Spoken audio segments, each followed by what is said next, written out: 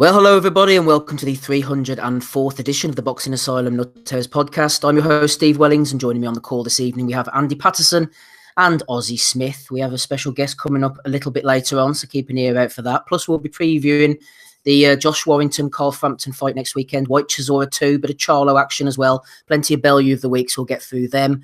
And whatever else people have thrown in, questions, comments, suggestions, etc. Ozzy, let's get started with you, shall we? Over in New York, Madison Square Garden. Rocky Fielding getting knocked out in the third round. Pretty inevitable, unfortunately, against Saul Canelo Alvarez. The WBA super middleweight title, well, one of them anyway, was on the line. What about bravery count, Ozzy? If you want to take a guess, how many times did Adam Smith label Rocky as brave?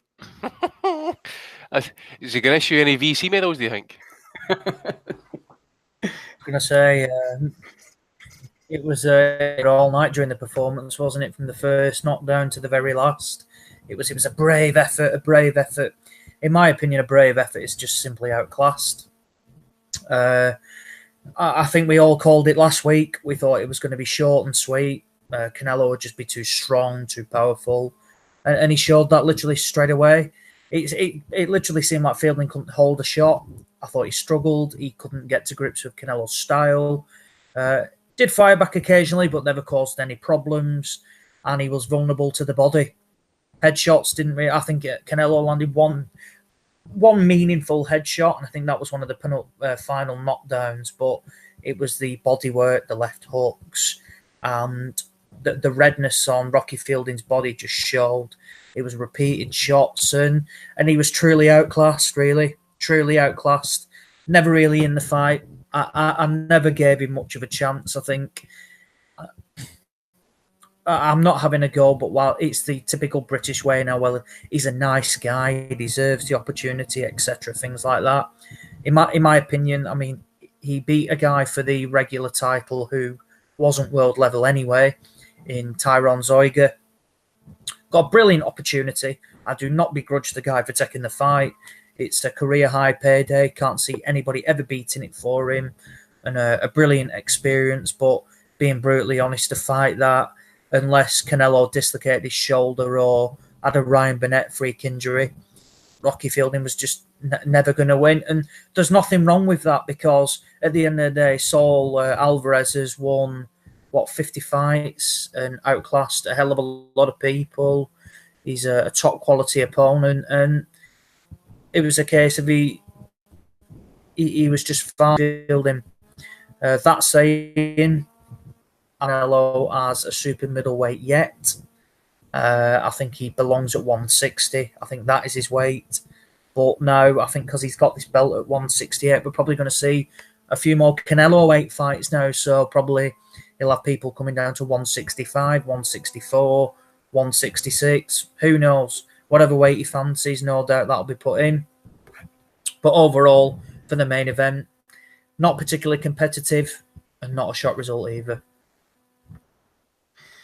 I tend to agree with much of what Ozzy said there. I wasn't really happy with this fight, to be honest. Something didn't sit right with me. I don't care about the history of Canelo moving up. It was a bit of a belt grab. This isn't the type of stuff I want to be seeing from him. And no knock on Rocky Fielding for taking the chance. He was presented the opportunity, as Ozzy said, career high payday. Don't blame him for taking it whatsoever. But this can't be the standard for Canelo.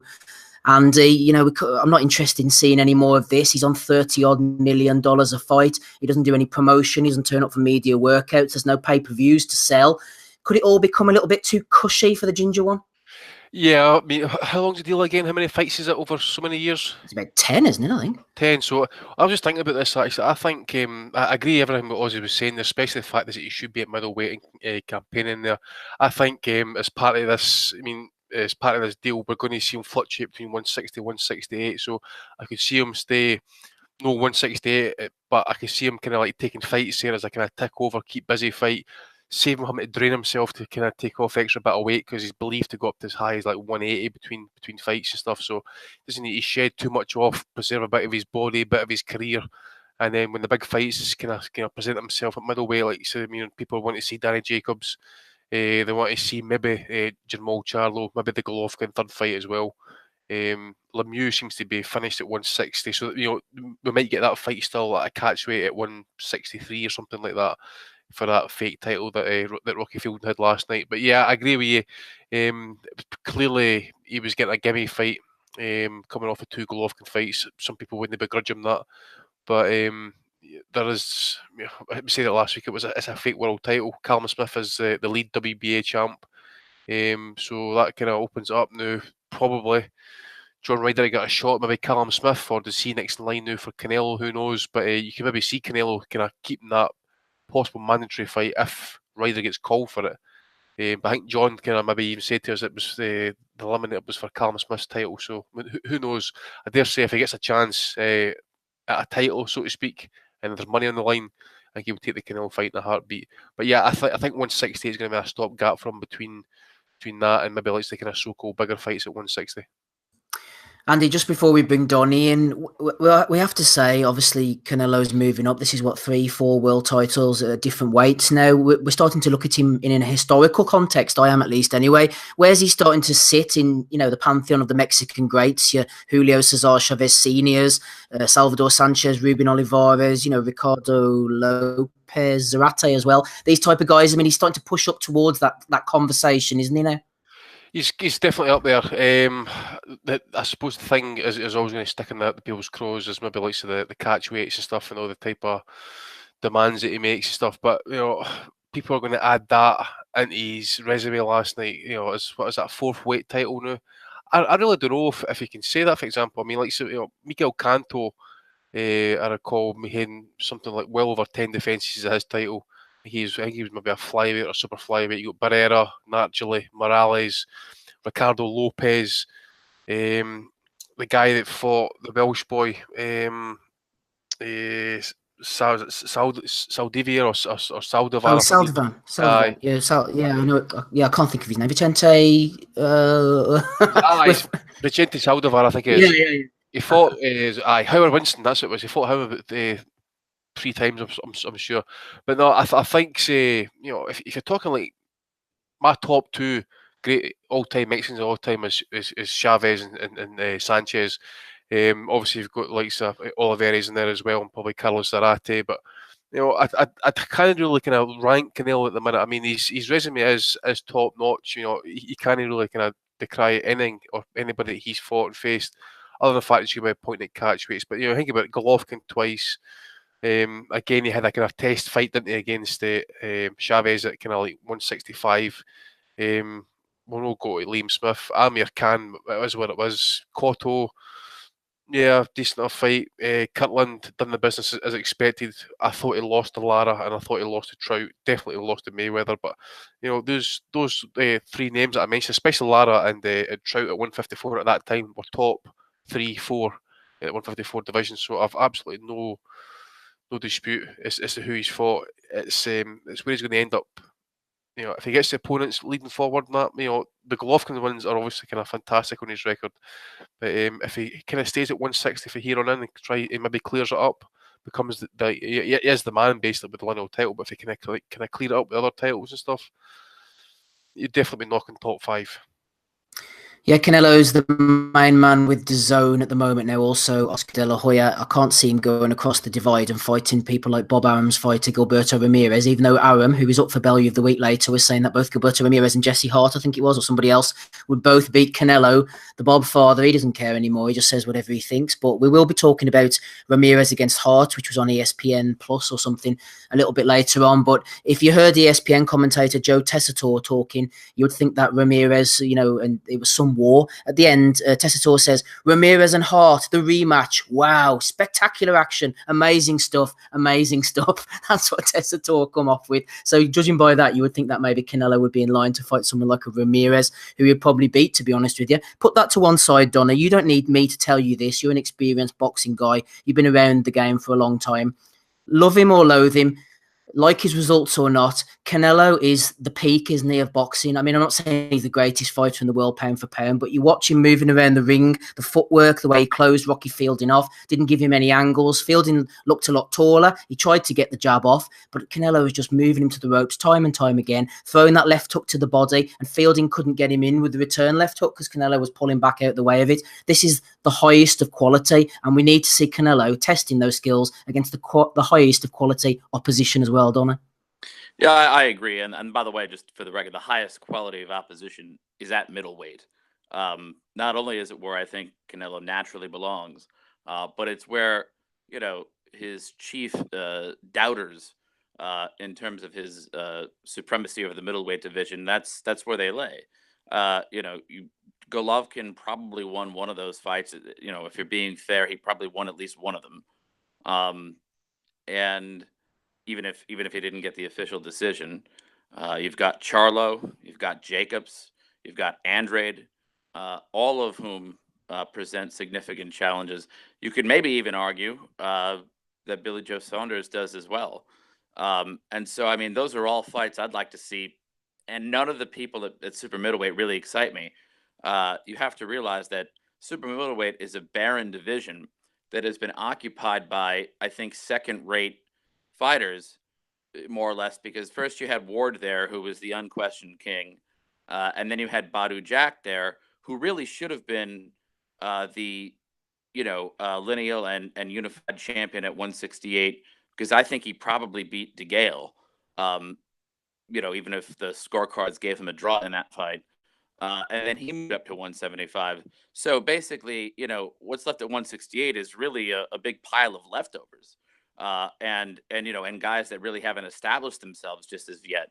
And I think what he was looking for was an easier fight, and something that he could add onto his resume in the same way that any one of us would probably, for instance, if somebody gave me the opportunity to do a a very, very simple direct examination of a witness in a murder trial, I could then say that I appeared at a murder trial, right? And I would put that on my CV, right? I would never let you defend me in a murder trial. By the way, never. Yeah.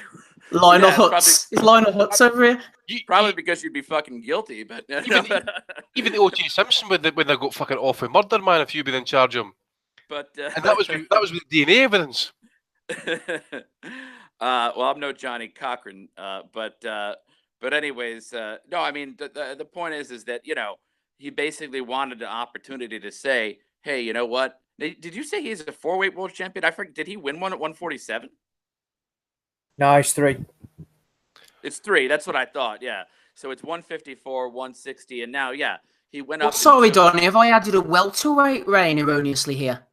Yeah, somebody said 4-weight. I don't know. Yeah, that was me. That was me. Sorry, I got confused. Sorry. I'm sure I said. Oh, okay. I'm sure I said 4-weight champ as well. Actually.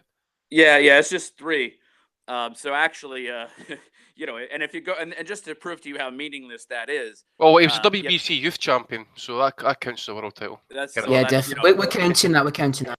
Well, I was going to say, if you want any evidence as to how meaningless that is, especially in this era, I mean, realize that Canelo is a 3-weight world champion and Broner is a 4-weight world champion. I mean that tells you all you need to know. Broner. AB baby. I mean, yeah, he just wanted to put that. It's like a little hood ornament on his car. It's a little something to make his resume stand out. Like, I also have a title at 168, but really, Fielding didn't know how to use his height and reach to his advantage. And what happened is that Canelo went in there knowing that that was basically the only path to victory that Fielding would ever have, and he just took away that by using his movement, both his lateral movement, his head movement. He would just get inside and then hit him to the body and just chopped him down like a tree, right? Fielding let him get inside with us. Hang on, Fielding just kind of like walked forward to him. He invited them in. Yeah, and just like Canelo hit him to the body. And I said earlier on there on Twitter and that people saying, "Oh, he's brave." And I mean, okay, maybe he is going around there and take a bit of beating like that. But see, at the end of the day, people kind of slagged off and wrote off Jason Wilborn against Jarrett Hurd. At least he came and had a go. That's what I'm talking about. Someone who's maybe like getting called brave and that outclassed, but at least he's having a fucking go. All he did was step forward, put his hands up, and get fucking teed off to the body. I'll tell you what. Yeah, he let him. Sorry, Donny. I think Amir Khan put in a better performance. Khan is not a big one. Winning on the cards, in my opinion. Yeah, I agree with that as well. Khan put in a better performance. Who is smaller in terms of a 147. He's not a big 147. Against Canelo than Rocky Fielding did last night.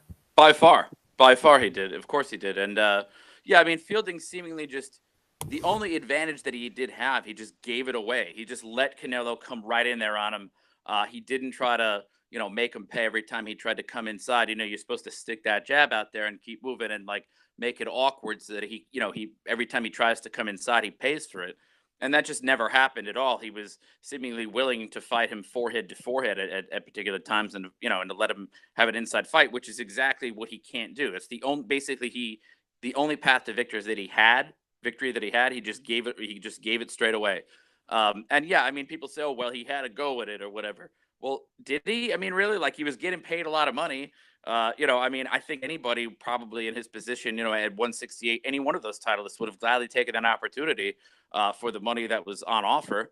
I don't think that he put in a particularly intelligent performance, and I don't think he put in a particularly spirited performance. But I mean, he kept getting up, and he kept trying. I mean, yes, but I mean that's what we expect of fighters to begin with. I mean, it was really disappointing. I mean, basically the only aspect of intrigue for the fight would have been, okay, taller guy, longer guy. Could this present some problems or whatever? But it never did. But either way, like I said, I mean, if he wants to take on a couple of other paper titleists at 168, that's fine. And nobody's going to begrudge him, especially this fight. This is a rather easy fight. No one's going to begrudge him for taking that after going back to back fighting, one of the baddest dudes in boxing in Gennady Golovkin. Nobody's gonna begrudge him that. I mean, he deserved a decent fight, decent kind of tick over fight, if you want to call it that, in between. Like I said, this was low hanging fruit with a 168-pound belt that was easily winnable on the line, and he went out and did what we thought he would do. But if he lingers between the weights, or if he doesn't go back down to 160, I'm going to be thoroughly, thoroughly disappointed. And in my mind, we were talking about Canelo's historical standing or whatever. If he doesn't go back down to 160, then and face these guys that really have a good chance of beating him, then I think that his stock will drop among the pantheon of Mexican champions. I mean, the guys that really are going to give him a run for his money are down at 160, and we need to see him face those guys, and it's just as simple as that. Ozzy, just while we're closing out the Canelo and Rocky Fielding chat, I was noticed earlier Ben put up a video with Sean O'Hagan, is it, Josh Warrington's dad and trainer, on Boxing News TV. He was talking about Jamie Moore being in the corner with Rocky Fielding. I, to be honest, didn't think anything of it. Was O'Hagan just trying to get a little dig in, or did he have a point about Moore being in the corner so close to Warrington Frampton? Quite possibly, but at the same time, look, this is what happens when you coach more than one fighter at a respected level. Look, Rocky Fielding's not gone in there against some novice or, like a tick-over fight. It's the biggest fight of his career. So to not have his trainer in there would have been scandalous, really. So I don't read too much into that. It's not the first time we'll see a trainer on the road. I mean, Joe Gallagher does it all the time, doesn't he? I think it was 8 weeks ago or something like that. He was on the road constantly for about 4 or 5 weeks in a row, leaving fighters. And look, fighters are experienced now. They know what they're doing.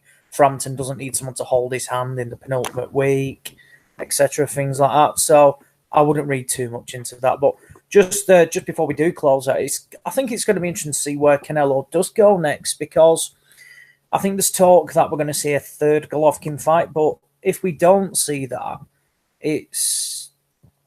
I don't really know where he's going to look at, really.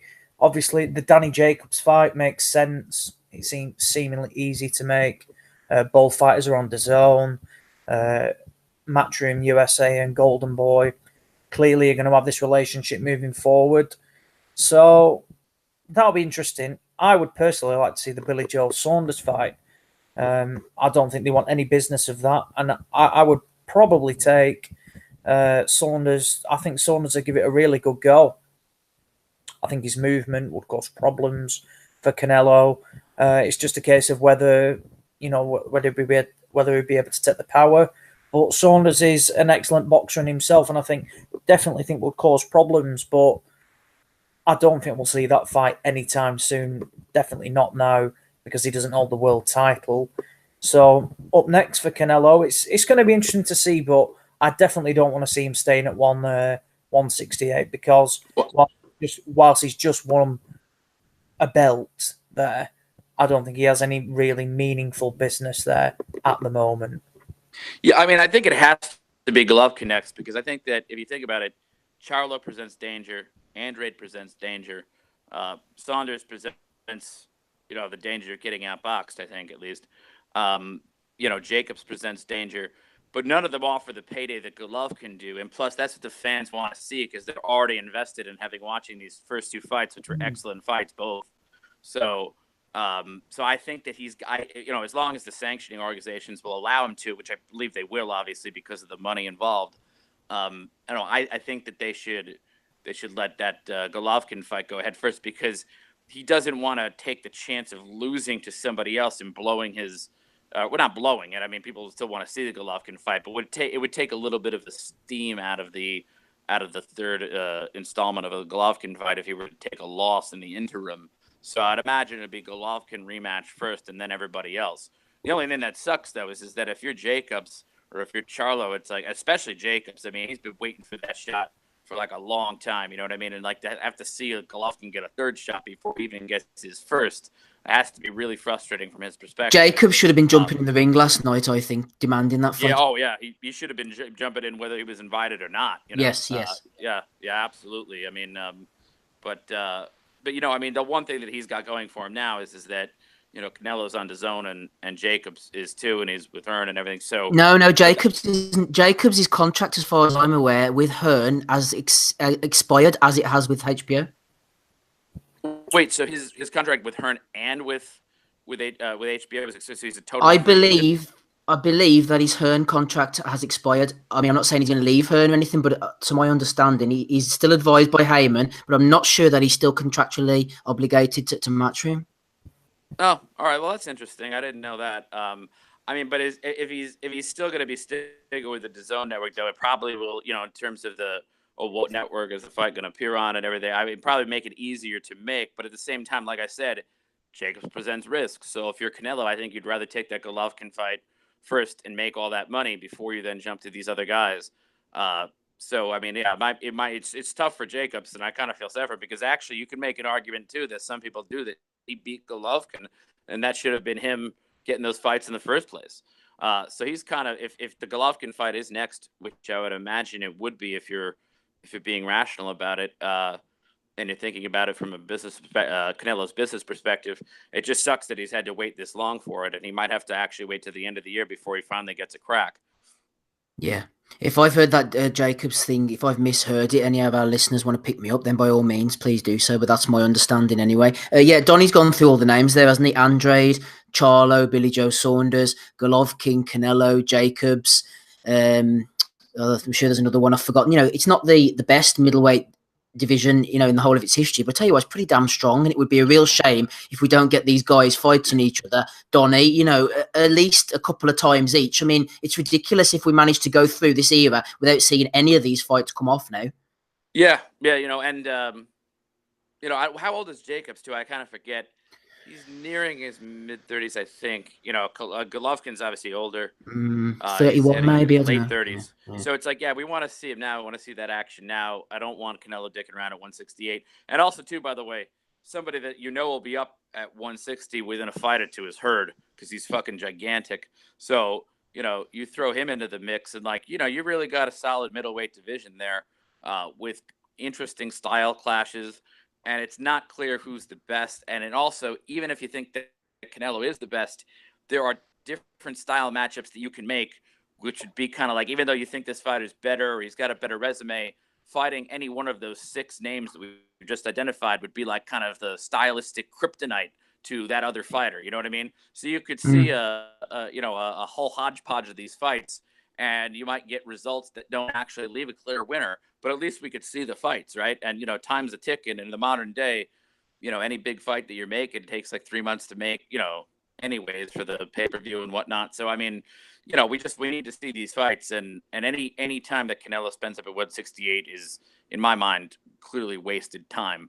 I mean, I understand why he wanted to go up and get this one belt. It wasn't a particularly hard fight for him, and he has that, 3-weight world champion, designation on his resume now, but it's time to get down to challenging the people that have a legit shot at beating him. Good points from Donny there. Yeah, Jaime Munguia will be dropping up as well, moving up rather. At some point, you would expect. I've put my neck on the line in the past. I'm going to stick with it. I think Charlo might be the best of the lot. I know I'll probably look stupid on that, but I am the person who said Broner was the next Mayweather, so I'm not afraid to make these ridiculous picks. Sean Miller threw in a nomination for Bellew of the Week. I'm going to read it out now. Actually, he said, "As much as I rate Danny Jacobs, can I nominate a Bellew of the Week for him saying in a behind the gloves interview he wants to fight Canelo, but then ruled out a Billy Joe Saunders fight for being a drugs cheat and that he only wants to fight clean fighters." Okay then, Danny, fair enough. Kevin Chase also jumped in as well. He was going along these same sort of lines. Great to see Canelo cut out his Mexican beef intake, looking at his physique for his last fight. Thank you to everybody throwing in comments as well. Andy, let's go on to the undercard, shall we? Anything of value down there? I didn't see a single stitch of the undercard to, if I'm being truthful with you now. Tevin Farmer won a unanimous decision over Francisco Fonseca. Katie Taylor beating Eva Wallstrom. Saddam Ali got a win as well. Ryan Garcia continues his rise. Good win for Lamont Roach. A shame that David Lemieux against Toriano Johnson, that we picked last week, obviously, to probably be the fight of the night, fell off with Lemieux, as you mentioned earlier, not being able to make the weight. Even if you didn't see any of the action, Andy, movers and shakers, brief rundown of where these people go next. Yeah, I watched a couple of the fights. I kind of stuck with the Ali fight for about 6 rounds. You know, Herrera's past his prime, obviously, and that he's always good to take fighters' rounds and stuff. But obviously, Ali's coming back off that fight against Munguia as well. Sorry, 4 rounds against Munguia. So obviously, he's wanting a tune-up fight, and probably Herrera's probably the best one as well to take him rounds. Garcia badly hurt his opponent in the first round, for what I can recall, with a left hook, and he kind of smothered his own work trying to finish the fight kind of early. So the Costa Rican kind of hung around a bit for another four rounds, and then they got iced in the 5th. Katie Taylor and Evie Wallstrom. Again, I had it on in the background. You know, I can't really get into that fight. You know, 2-minute rounds. It's not for me, that one at all. Tevin Farmer did what he always does. He looks, slick, quick, letting off shots, coming out of distance and stuff. So did pretty well. Obviously, he's going to probably be hampered with his lack of knockouts, and that, even though I could beat Tennyson as well by a knockout. But what's next for him, Tevin Farmer? Who was it Eddie Hearn's trying to get that fight made with again? Tevin Farmer and who else? Oh, Gervonta Davis. Gervonta Davis. Is that the one that Eddie's wanting to make? No, there was one. John O'Carroll. Yeah. John O'Carroll. So I'm assuming that fight's going to happen next. But obviously, the natural fight is probably Davis against Tevin Farmer. So we don't know where we are with that one. But again, Farmer's probably going to end up retiring on some good money, beating up British fighters like. Certainly is, Andy. Let's bring our guest in. Delighted to have Michael Jennings on the call. How are you, Michael? Yeah, good. Thanks. You all right? Not too bad at all. We're just talking about Rocky Fielding against Canelo last night. It was a tough ask, and Canelo is just a step or two above, isn't he? Yeah, I mean, what is he, freeweight world champion? To carry that sort of power up to super middleweight as well, it's something else. He's an elite level fighter, and he's phenomenal. He's something else. Given your trainer's eye, Michael, what did Rocky really need to do in the ring to have any success? I don't know. It's hard to tell, because I mean, I went in with similar opposition when I boxed Cotto. You can watch the fights and have there's loads and loads of different game plans, but the time and the accuracy of them lads at that level, it's just so hard to compete against. Do you know what I mean? So from watching from the outside, then you'd say, well, he's got to use his range and stuff like that, but Canelo, he's so good at what he does. He just puts the ring down, makes it as small as possible, and he catches you with them shots. He's got blistering hands, and he throws his shots in combination, so it's so hard against someone like that. Yeah, just moving forward, obviously looking at Canelo, what's up for him next? Would you like to see him going against Golovkin for a 3rd time, possibly Danny Jacobs, Billy Joe Saunders? Yeah, all 3 of them fights would be good fights. It'd be brilliant to get him in with Billy Joe Saunders, British fighter, but Jacobs and another one with Golovkin. They're all really, really top fights. I'd be happy to see any of them, to be honest with you. Just looking at the cruiserweight division, we saw Usyk going against Bellew there a few weeks ago. Any thoughts on that fight, Michael?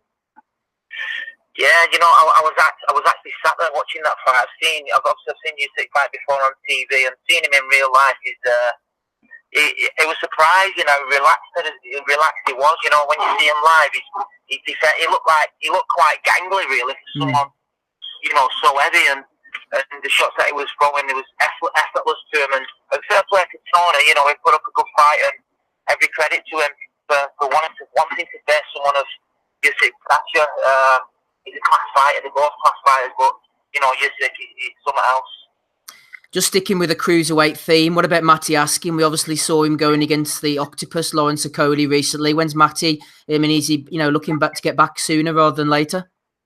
Yes, obviously, you know, it was a disappointing night for us. We was telling Matty all different things, what to do, what we thought would have worked, and you know, people say, well, what Okoli did wasn't a game plan, but of course it was a game plan, and you know what, it worked, and he used his awkwardness, his size, and his height. Even though Matty was probably the heavier lad on fight night, Okoli used his height against him, and when he was on the rope, when Matty was on the ropes, Okoli had his leg in between Matty's legs, so Matty couldn't move left or right, and just pressed down on him. So Matty like trying to force himself up and just using too much energy, really. And Matty was supposed to be the most experienced kid in there. And you know what? Okoli's game plan, it worked for him. As dirty as it was and as horrible as it was to watch, I wouldn't want to see the fight again myself. But you know, if it came off again, then obviously we'd go for it. But it weren't very pleasing to the eye. Isaac Chamberlain and Luke Watkins fought as well. Chamberlain coming out with the victory. Will Matty maybe look to get him with one of those guys, preferably Chamberlain? Yeah, and anyone, to be fair. I mean, like I say, it was a bad night at the office for us, and for Okoli, because he could have been disqualified, if, you know, on any other night. Okoli that night.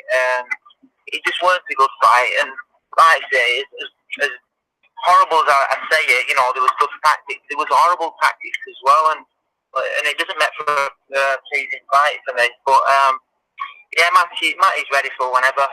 He has to have surgery actually on his shoulder after that fight, so he's recovering from. Well, he recovered from that surgery now, and he's back in the gym, just ticking over. Just to remind our listeners, Michael Jennings is on the call, former pro, current trainer. Michael, just a few more questions. Thanks for joining us again. Tyson Fury, Deontay Wilder last week. Whenever we talked to you before, you were saying about how you would prepare to fight someone like Deontay Wilder. He was outboxed at times by Fury, wasn't he? He was outboxed all the way through it for me. You know, Tyson Fury, again, he's so elusive for someone that size. You don't expect to see an heavyweight moving on his feet like Tyson Fury does, and throwing the shot that he was throwing with speed and combinations. For me, I think Tyson Fury was robbed. I definitely think he won that fight, and anyone who sees it differently, I don't know what they was watching, because them jabs what Tyson Fury was catching him with, they're all scoring blows. You've got to count them shots.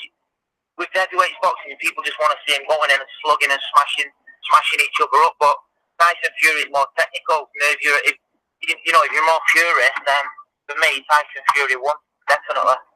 They're talking about a lucrative rematch now for Fury and Wilder. We're expecting Anthony Joshua on April the 13th to fight the winner of next week's fight, which is Dillian Whyte and Derek Chisora in their rematch.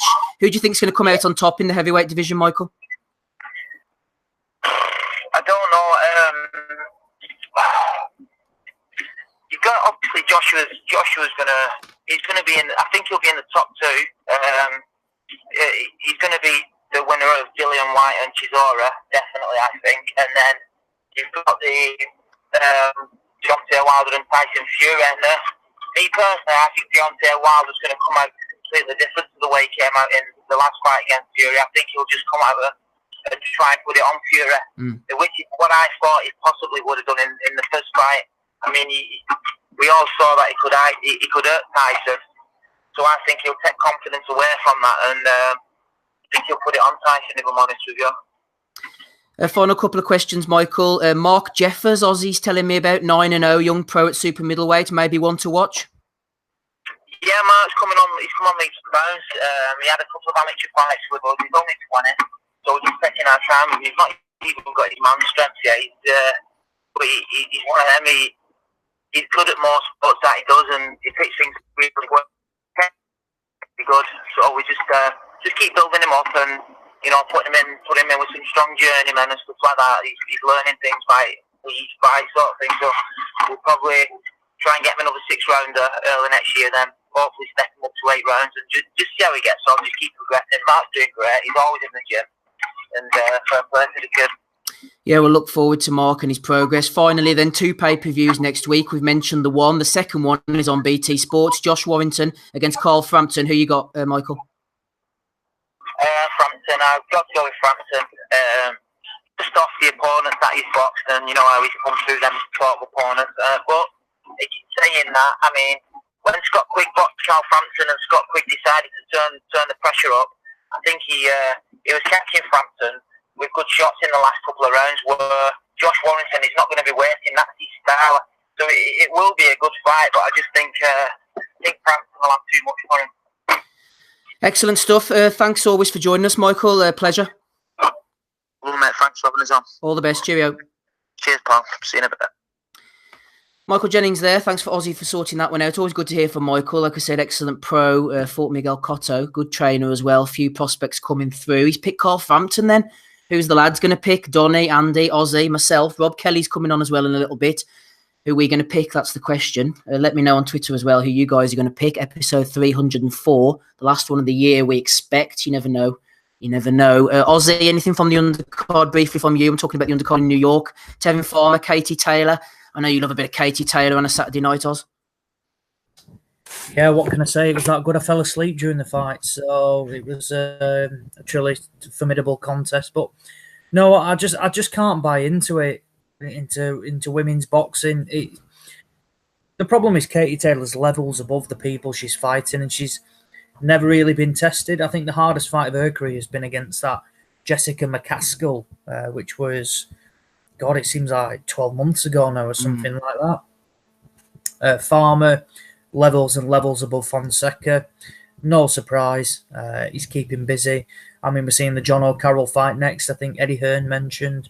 They're off to Philadelphia, Farmer's hometown, in March. I expect Farmer to more than do a job on him, and to be honest, probably even get him out of there as well. Saddam Ali against Mauricio Herrera. Again, not a particularly interesting fight, to be honest. Didn't enjoy it. Ryan Garcia, I think he's a long way to go yet. Clearly has ability, but like I say, it's got a long way to go. If he steps up too quickly, I think he could get caught out. Aside from that, and that was about it, to be honest. It is what it is, wasn't it? Like I said, it was okay, but it was nothing special as a whole. Donny, I'm worried about losing you. I know we've only got you for an hour or so. With Christmas coming up next week, Donny, I'm wondering, from an American perspective, what's going to be on the Donny table, Christmas table next week? What do you Yanks eat for Christmas dinner? Usually, I don't know. We usually do a Christmas ham. Doesn't he eat pussy anyway? Well, actually, I am part Italian, and the Italian tradition is to always have fish on Christmas Eve. So, but back on track, Donny. Come on. Yeah. So ham looks good, and I'm sure. Hopefully, it'll be a lovely Christmas Eve for all. Is there any interesting Japanese fights coming up? Don't they usually fight on Christmas Eve? They are certainly, Andy. Do we know who's boxing or Christmas New Year's Eve? Eve? Is it New Year's Eve? Sorry, yeah, it's Floyd, not Floyd anyway. Aye, Floyd's fighting on New Year's Eve. Exhibition. I heard that got called off. I thought. No, definitely it's like a 3-round exhibition or something like that. It's pure boxing rules. No, I think Ken Sherrill's fighting on New Year's Eve or New Year's Day, whatever it is. I think we'll check the schedule actually, but I'm sure he's winning them. So, Donny, is there any chance of you unwrapping your gifts underneath the tree on Christmas morning and a copy of 7 Year Anal turning up? God, I hope not. No. Right, Donny. I was.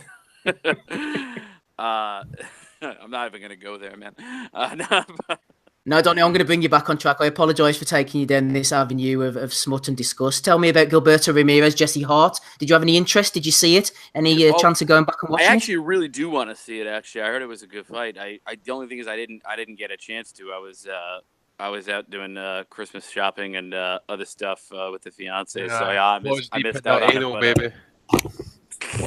We were We were gonna watch it, but I was busy making my my own sequel, 7-Year Anal with the fiance. So You were in Kell Brook's special place, by the way. yeah.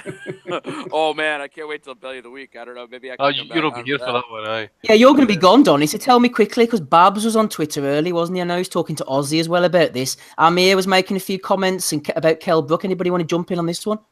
I mean, that's just like, I mean, you know what? I don't even mind, but I mean, some people are going to be like, the funniest thing is that if he says this shit and then doesn't fight him. I think, though, if you do say that shit, it's kind of a bitch move not to fight him now. I mean, that's like, I mean, that's just like the ultimate trolling that you could possibly do. And not only that, but it's like, what do they call that? Like concern trolling? Like, like I just want him to be happy with himself. And like, if he is, then he should just come out and be proud of who he is. Like, like he's putting it like it's like fake positive spin on it while he's absolutely like assassinating this guy's character. And I happen to know, I mean, in the UK, aren't like libel laws are like really strict. Like over here, you could basically say anything. It'd be impossible to get sued. But is he looking at some potential repercussions to saying that? I don't even know. Other than get knocked the fuck out, no, I can't really see much happening. No, I mean Brook's going to have his fanboys and stuff like that. You'll have his outrageous apologists and that as well. But it was just like Khan gave no fucks. He just went balls deep, literally balls deep, if fucking mentioned it. I mean, the thing is, I remember going back on Twitter, close to about 7-8 years ago, and Khan actually kind of making comments. I ended up deleting them. I managed to grab a screenshot about him saying that Brook was seen in a nightclub fucking snorting the old ching and that, So, so those stories go back as far as then, obviously, but yeah, it's definitely interesting. I mean, it'd just be the thing to that. Khan just he takes it all the way. He's like one of those one of those lovers who's kind of like he's got the lover right on. He's got on the cusp. His Tadger's fucking ready to explode. Right, his German helmet's fucking stretched his foreskin to like bursting point, and then Khan walks away from him and just kind of fights somebody else. Brook would actually commit fucking suicide probably with that fucking distraught about it. What's ridiculous though is that, I mean, Khan knows he has him. He's cock teasing him. Yeah, he has him. He has him by the balls essentially, and because Khan doesn't seem, in my opinion, that invested in boxing. Now there's all these people in Khan's own. I'm sorry, in Brook's division that would love to fight him and whatever, but he doesn't want to take any of those risks to fight those guys because it could, compromise his payday against Amir Khan. So it's like Khan's just like he's like a little cat playing with a mouse, and he's just dangling him around and like playing with him. And it's like, I mean, Brook should just go and fight somebody else or whatever, but he can't bring himself to do it because he just wants to make that Khan payday and cash out. So Khan could say anything to him right now, and he knows that he has him like completely beholden to his, whatever whims Amir Khan. Like, I'll fight him, maybe I won't fight him or whatever. And I think he's enjoying that quite a bit. And saying this stuff is only going to rattle him worse. Yeah, Brook has to be pretty incensed about it, but it's kind of his own doing because he's put his entire career on hold and like any aspirations he might have in the 154-pound division on hold because he's just so desperate for this fucking fight. It's really kind of pathetic to watch. And I mean, the best thing that Brook could do is just go do Kell Brook, but instead, he's wrapped up in all this. His dick's not big enough to go and do Kell Brook. Anything from you, Ozzy, on this? Khan's got him on strings, on banjo strings, I suppose. Oh, massively. In terms of a mental act, Khan's one up already. It was something completely against the grain, and I think everybody was shocked to see it. That Khan literally just thought, do you know what? I'll just bring it up. And I mean, it's boxing's worst kept secret. I've spoke to trainers, professionals. Every one of them have told the same stories about Kell Brook and how it's never been reported before. And Amir Khan has put it out there. And like I said, Brook has just completely melted someone's ass. Well, I was going to say exploded. In someone's ass. Not that he's done that before anyway. So, yeah, I mean, it's 1-0 to Amir Khan. And the ultimate troll now is he'll go and fight Terence Crawford. And Kell will just be literally in no man's land, but in reality, he wants to be in a man's land. I love how they said in the statement that Kell Brook released that his wife's pregnant with a third child. Yeah, but it's Brook the daddy. He may well be, but it's regardless because, like I said, it's not unheard of a bloody gay bloke having a child. Donnie, what were you saying about nobody getting sued? Or... So I've got Donnie on retainer. Ben Wiseman Industries. Aye, Ben Wiseman Industries. But by the way, Donnie, I noticed your dad and Julie Litherman actually officiated the Tevin Farmer fight last night. Did they smell our seat afterwards? Oh well, yeah, no. Aye, but Yeah, right, let's move on. Probably sneaked in a fucking. The other thing is that I mean, go on, Don. What the thing is about Kell Brook too is that Khan is going to fight a Crawford or whatever. What's Brook going to say? He's ducking me for like a fight that's like much tougher, fight against a number, a pound for pound guy. Like, Kell Brook is always crying about how Khan's ducking him, but then Khan goes and fights Canelo. He's going to fight Crawford. Like, you know what I mean? He can't. What are you going to say? Like, he's ducking me? It's ridiculous. I mean, like I said, his whole career is just for the past several years, is in a very pathetic situation, because he's built his career off of this his desire to fight this one guy. It's very baffling to me. And I mean, I think that at some point he was probably capable of better than that, but now it's just a sad sight to see. Donnie, Brook had some opportunity. Oh, I'm sorry. Go ahead. No, I was going to say, but you mentioned about how Brook's saying that, if he fights Crawford, he'll be ducking him. But that's the narrative that is being spun in the UK now, in that numerous Sky pundits are saying that if Khan does take the Crawford fight, it's because he doesn't want to fight Kell Brook. And people are buying into it, which ultimately is an absolute joke because at the end of the day, Crawford's probably the toughest fight out there for Amir Khan, unless he goes up to bloody 168, something stupid like that, or he fights Errol Spence. So, I mean, to say that, but this is the problem that you're stuck with now, is that people genuinely believe that Khan is trying to duck Kell Brook, when in reality, if he does take the Crawford fight, yes, it's more a difficult fight, but if he wins, what a win it is, and he becomes world champion in doing that. A win over Kell Brook, what does it get? Bragging rights. Aside from that, nothing else. Absolutely nothing else. And the other narrative they're trying to spin now is, well, if you think you can beat Kell Brook, do it, and then fight Terence Crawford after that. It's the typical thing now where I think Sky are desperate for this fight to happen, to fill a pay-per-view gap, and they're putting all the resources into promoting it and saying like ludicrous things like literally Amir Khan is ducking Kell Brook to fight Terence Crawford. The narrative is strong, everybody, and it shall get worse, no doubt. Looked like it was exciting times on Saturday night anyway in Germany. Good old-fashioned card there. Caro Murat losing against Sven Forling. Wins for Christian Hammer, Jürgen Bremer and Sebastian Formella. Shame we don't get that televised over here. I'm sure everybody would agree. Just before we move on to Bradley Skeet, Artem Dalakian, flyweight, WBA champion. Maybe not a lot of interest for him, but he's 17-0. His name's cropped up 2 or 3 times when we've been talking to people on the pod.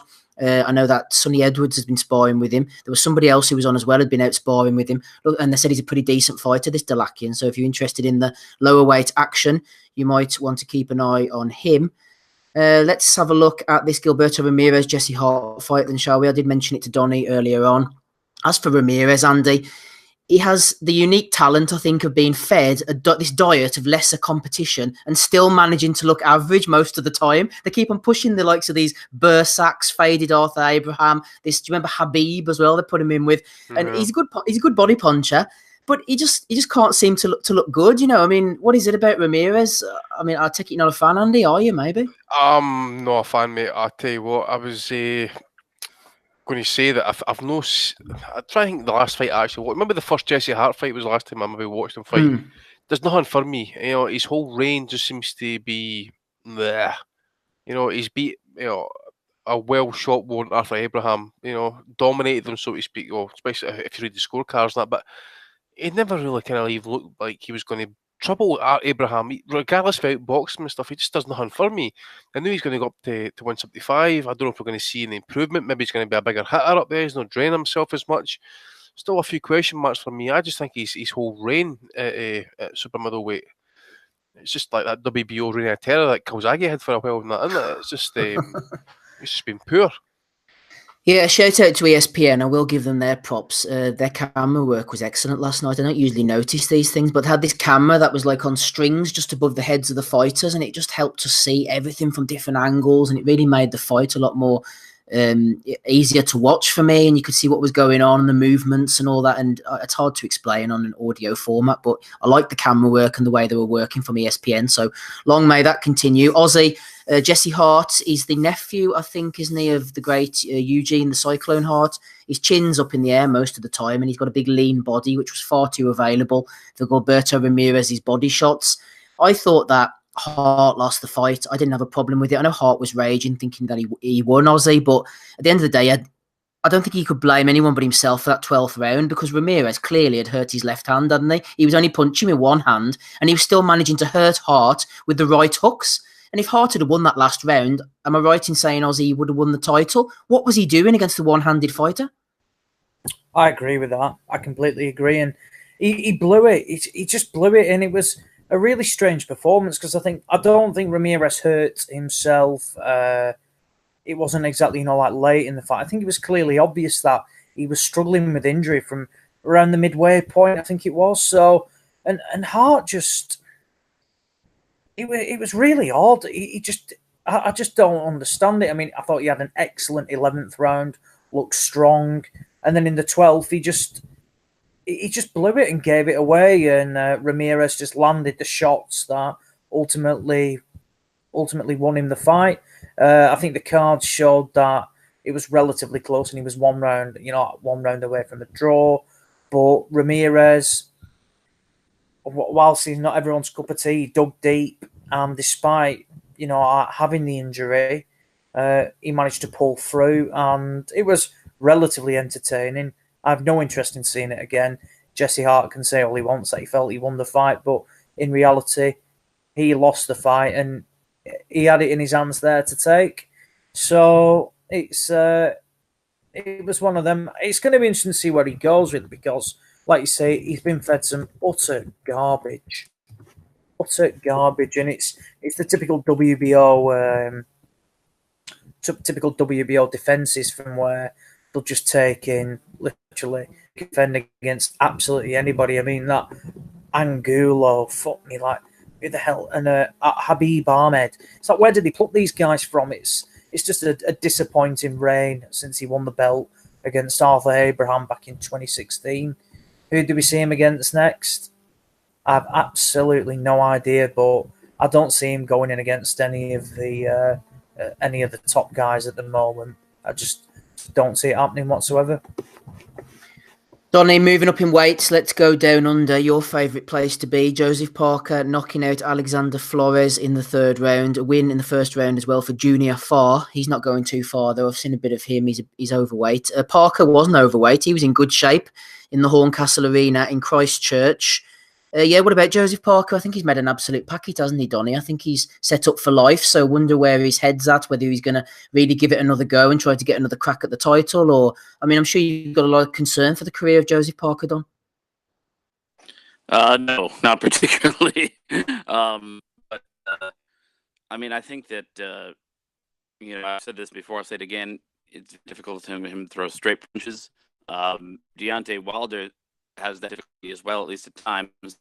Obviously, in the 12th round of the Fury fight, he managed to straighten that right hand out, which almost straightened Fury out for the entire count, of course. But I mean, it's if you can't throw straight punches, then you better have the kind of power that Deontay Wilder has, where he may be wild and he may be reckless, but when he connects, you're going down hard. But Parker doesn't have that next level power, and so what he is I think is just he's a B level heavyweight. He's a good gatekeeper for the elite level that includes AJ, Fury, Wilder, and Ortiz. There's those 4 guys, and then there's a level below that, and that's where Parker belongs. That's the station that he occupies in that division, and his ability to make a decent living as a gatekeeper for the top guys. And he is still very popular in his country. He'll be able to continue to make some money if that's what he wants. He did look motivated for the fight. I only saw the highlights of it, but I did see also that he looked to be in very good shape, physical shape. It seemed like he maybe dropped a bit of weight, looked a little bit leaner, a little bit more muscular. So clearly he's still very interested in fighting. And like I said, there's some money to be made there if he does, continue on in his career and continue to fight. But he doesn't belong mixing it with those top 4 guys, and he never will, because he just doesn't have the skills, and he doesn't have that sort of equalizing attribute like Wilder does with the power. And so I think that's his future in the division, and that's not a bad thing. I mean, being a an upper middle level manager of a corporation is still a very good living, but you're never going to be CEO. And that's just fine. Like I said, he can make a living, a very, very comfortable living at that, occupying that station in the heavyweight division, but he's never going to rise above that. Donnie, just before we move away from the heavyweights, you've pulled me perfectly into this next point from Toby Hines, which I'll hit you with. He said, thoughts from Donnie on this AJ bollocks about Tyson Fury offering nothing as he has no belt, and AJ has never heard of the lineal title. Obviously, says Toby, the first point is a value of the week, with him dismissing the lineal, but then crediting the IBO as legitimate. Where do you stand on AJ's comments regarding Fury? Don? Sorry about that. I had myself on mute. I think they were made in a forum that was, specifically tailored to casuals. Like ESPN First Take is like effectively like the Good Morning America of sports, or the Good Morning of Britain of sports, right? So, you've got a lot of people in there who don't know a lot about boxing. When I first started, and he's even actually, if you look at the quote that he said, he goes, when I first got into boxing, nobody told me about any lineal title. It was the belts, which I think to the casual fan is actually what they understand. They don't understand what the lineage is. And so he's dismissing Fury. And I think that, here, I just got to plug my phone back in because it's getting low. So, yeah, basically he's dismissing Fury and his lineage. But I think that I do think that he'll end up probably fighting the Chisora White winner. But, the ticket sales last fight I heard were a little bit lower than usual. And now when people saw the exhibition... Donnie, apologies for cutting in front of you there. Donnie, we're starting to lose you there. You're starting to go a bit robotic. Apologies for cutting you off. No, wait. Let's see if this works better. Just sticking with Donnie here. He's trying to find a better connection. How about now? Yeah, go ahead there. So I was saying, I don't know where you lost me, but I'll just start over what I was saying. AJ's last fight, I think the ticket sales weren't what they were in the previous fights. And also when you have fans, in America and in the UK who saw what Wilder and Fury, the tremendous exhibition of boxing that they put on, they clearly know that these guys are among the 3 best now, Fury and Wilder, and that they're on that same level as AJ. And now they're going to be impatient now. No, they don't want to see the Chisora White winner fight AJ. They want that April 13th date to be Fury or to be Wilder. And if they get the sense that the pressure is on and they need to take on one of those guys, I think that the logic would say take Wilder on, because I think for AJ, of course it's dangerous because Wilder can knock anybody out, right? But if they're going to take one of them, Fury presents the greater challenge. So it makes more sense to go on television and talk to the casual fans and to dismiss Fury and to sort of big up Wilder, because if you got to fight one of these guys, I think the smart play is to fight Wilder instead of Fury, right? He should save Fury for later, because that's going to be the tougher fight for him, I think. Now, that's not to say that he can't lose the fight against Wilder. Like I said, with Wilder's power, he can knock anybody out. But if they feel the pressure mounting and they feel like they have to face one of them, they're going to want to face Wilder. And so I think that's why AJ expressed a clear preference for fighting Wilder over Fury. because I think they in his mind and in Eddie Hearn's mind, they think that that's an easier fight. And Donnie, just before we move on, finally from you, Toby said the second point is that Muhammad Ali had no belt, but I wonder how history would have viewed Frazier if he'd have swerved that fight. Yeah, I mean, of course. I mean, that's people say, well, Fury's been out of the ring for a while, so he lost the lineage. Yeah, there's no hard and fast, like, clear rule as to when you lose the lineage. So, for instance, people made the argument, which has some level of legitimacy if you're stupid, but they were like, well, what if Lennox Lewis came back tomorrow? Would he be the lineal champ? Well, no, because we'd know that he's over 50 years old, and obviously, he probably would get his ass kicked or something. So, because he's just. But what happened was, Fury came back and then put on an extremely credible performance against a very one of the most dangerous heavyweights in the world, and in many people's minds, he won that fight. So, I think that he now has the claim to be a lineal champion, because being lineal champion is all about having the claim, right? He has the claim because he beat Klitschko before anybody else did. Then he went away for a while with all of his, drug problems and mental health issues and whatnot or whatever. But he came back and put on this thing. So now in his mind, he's still a champion. So when Ali came back, I think he fought Oscar Bonavena, who, by the way, is a tough customer. He was a good fighter. Who, in weak areas of the heavyweight division might have held a belt or something. He was a good fighter, and he might have also fought the Irish guy too. I can't think of his name right now. Oh, Jesus. Well, anyways, but I mean, Ali came back and had a couple of credible wins, which, basically made people say, okay, Ali is still Ali. He's still the champ, right? And so, he held the lineage and Frazier held the belts. And what the public saw when those guys faced off was an undefeated champion who never lost the title versus the guy who had all the belts and was also undefeated. So you had two undefeated champions. And it's perfectly analogous. Ali was actually out longer in terms of pure time period. I think he was out longer than Fury. Fury was out for almost 3 years. Ali was out for over 3 years. So yeah, I think I think that definitely. I mean, that fight has its appeal as two undefeated champions. Fury never lost them in the ring. To me, it's the fight to make. That's the one I'd like to see next personally. But like I said, for strategic reasons, I think if they have to fight one of them first, they're going to choose Wilder all day. Thanks, Donnie. Good assessment. Thanks for clearing that one up for us. Ozzy, let's go down in level slightly. Saturday, the 15th of December, also, we saw from Brentwood Centre. This card wasn't getting any better, was it? The more the days rolled on. Bradley Skeet might have hoped that it had got cancelled, actually, because he got knocked out unceremoniously by Diego Ramirez in the second round. Sonny Edwards got knocked down, but managed to win against Junior Granados. That was a good fight, actually, for Sonny Edwards, I thought. Just looking down the card, a few other wins for various fighters at pretty much lower novice level. Yeah, tell me about Skeet and Sonny Edwards, Oz. Skeet was a huge upset. I don't think there's any other way to summarise it, and what a horrendous 2018 he's had. Obviously, it kicked off the year losing in a challenge for the European title against the Spaniard Kerman Laraya, and got annihilated then. Came back with a win.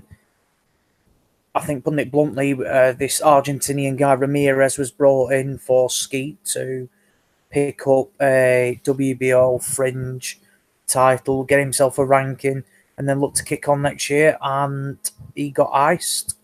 There's no two ways about it. He took a huge shot in the second, big hook over the top. Didn't see it coming. Caught him straight front on, and he was out. Got himself up. Took a few more shots, and the referee Bob Williams stepped in and waved the fight off. No real complaints. I've seen fights go on from that as well. It ultimately depends who the referee is, but long way back for Bradley Skeet now. Has his chin gone? Has he ever had a chin? Not too sure, really. Difficult. Does he want? I mean, he's won the British title outright. Does he want to campaign and do it again? I think he might want a Commonwealth belt as well. But I think it's all going to be. It's a long road, a long way back now for Bradley Skeet. It wouldn't shock me if he retires. Really wouldn't. like I said, European level and particular world level just seems unrealistic and not happening at the moment. As for Sonny Edwards, really good performance. Flash knockdown in the second against Junior Granados, who a lot of people remember him for the brilliant fight he had with Jamie Conlon. Really like Sonny Edwards. I think he speaks really well, and his performances in the ring are even better. Despite the knockdown last night, I thought he dominated near enough all the fight. Really impressed. He's clearly got the skills. He's got the movement. He can switch it. And I think the only thing that's letting him down at the moment is, he'll dig in his shots. Don't think he possesses the power that, some like other flyweights and super flyweights have. But at the same time, he's really got the skills, and I definitely think he can go all the way. And one thing I do like about Sonny Edwards is that after the fight last night, he came out and said, look, I'm getting clipped. I got dropped today off a guy who's not world level, and it just highlights that I am not ready to be going in for world titles. He says he wants to fight domestically. He's just struggling to get the fights. And building on a point I said last week, British fighters at the moment have this like self-entitlement that they have this divine right, if they're a relatively big name, that they can bypass all the levels and go straight to world level. Well, it was quite refreshing to hear Sonny Edwards say last night that, look, I want to fight domestically. I want to learn my trade. I want to get the learning fights in now. And then when he's ready to step up, he can make the step up. And I thought that was spot on, and he spoke really well.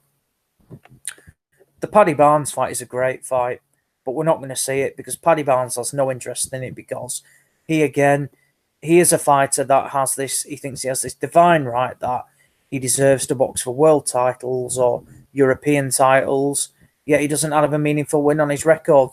Yes, he has an illustrious amateur career, but the amateurs are the amateurs. Tom Stalker was a good amateur, wasn't a good professional. Paddy Barnes, a good amateur, and ultimately hasn't really shown anything as a pro. So I'd like to see the Edwards fight. I think we'll see Sonny Edwards, Jay Harris for the vacant British Superfly title.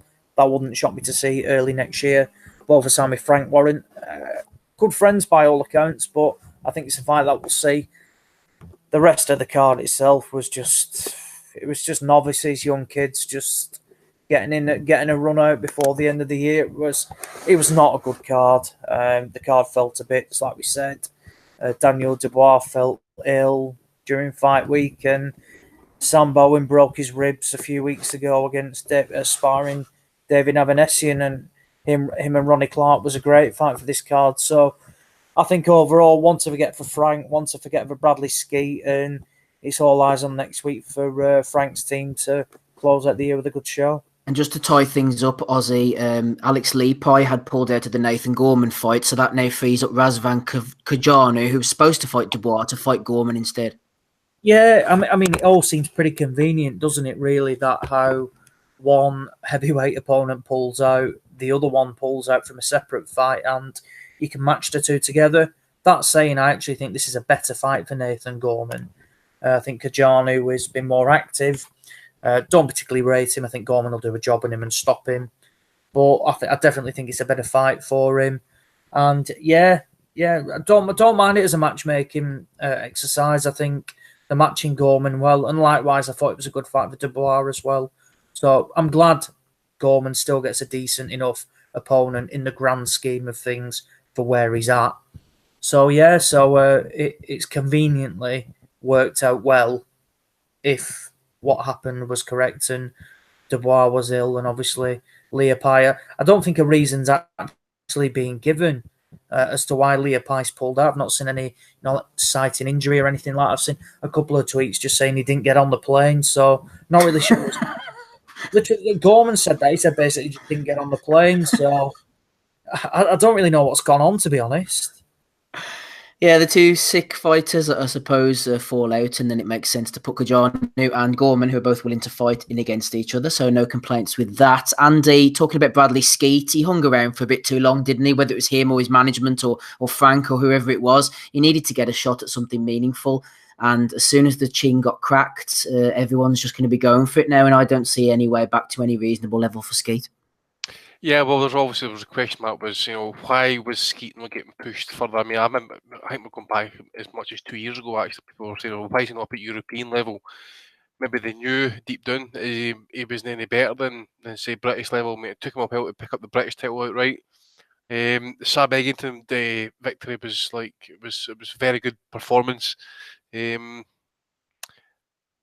there on in, you'd have thought after beating Eggington that he might have went straight up and maybe kind of went for the European title, but no, he kind of hung about again British level. John Thane, Shane Singleton, and Dale Evans.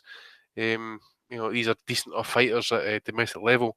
As soon as he went up levels, Kim and Lareja just absolutely dominated them, iced them in 2 rounds. So again, for someone at welterweight at 6'1", maybe he's leaving a wee bit on the scales. Is he leaving too much in the gym? Who knows? Maybe the move up in weight might help him. I think personally, if he was up above European level by the time he was in his late 20s, I just don't see. I don't see him being anything more than a kind of British level fighter, shall we say? So I would think he, maybe come back down and back down in levels actually and fight for the British title again. Who knows? What about Frankie Gavin rematch? They could both see who's Leharagas scraps.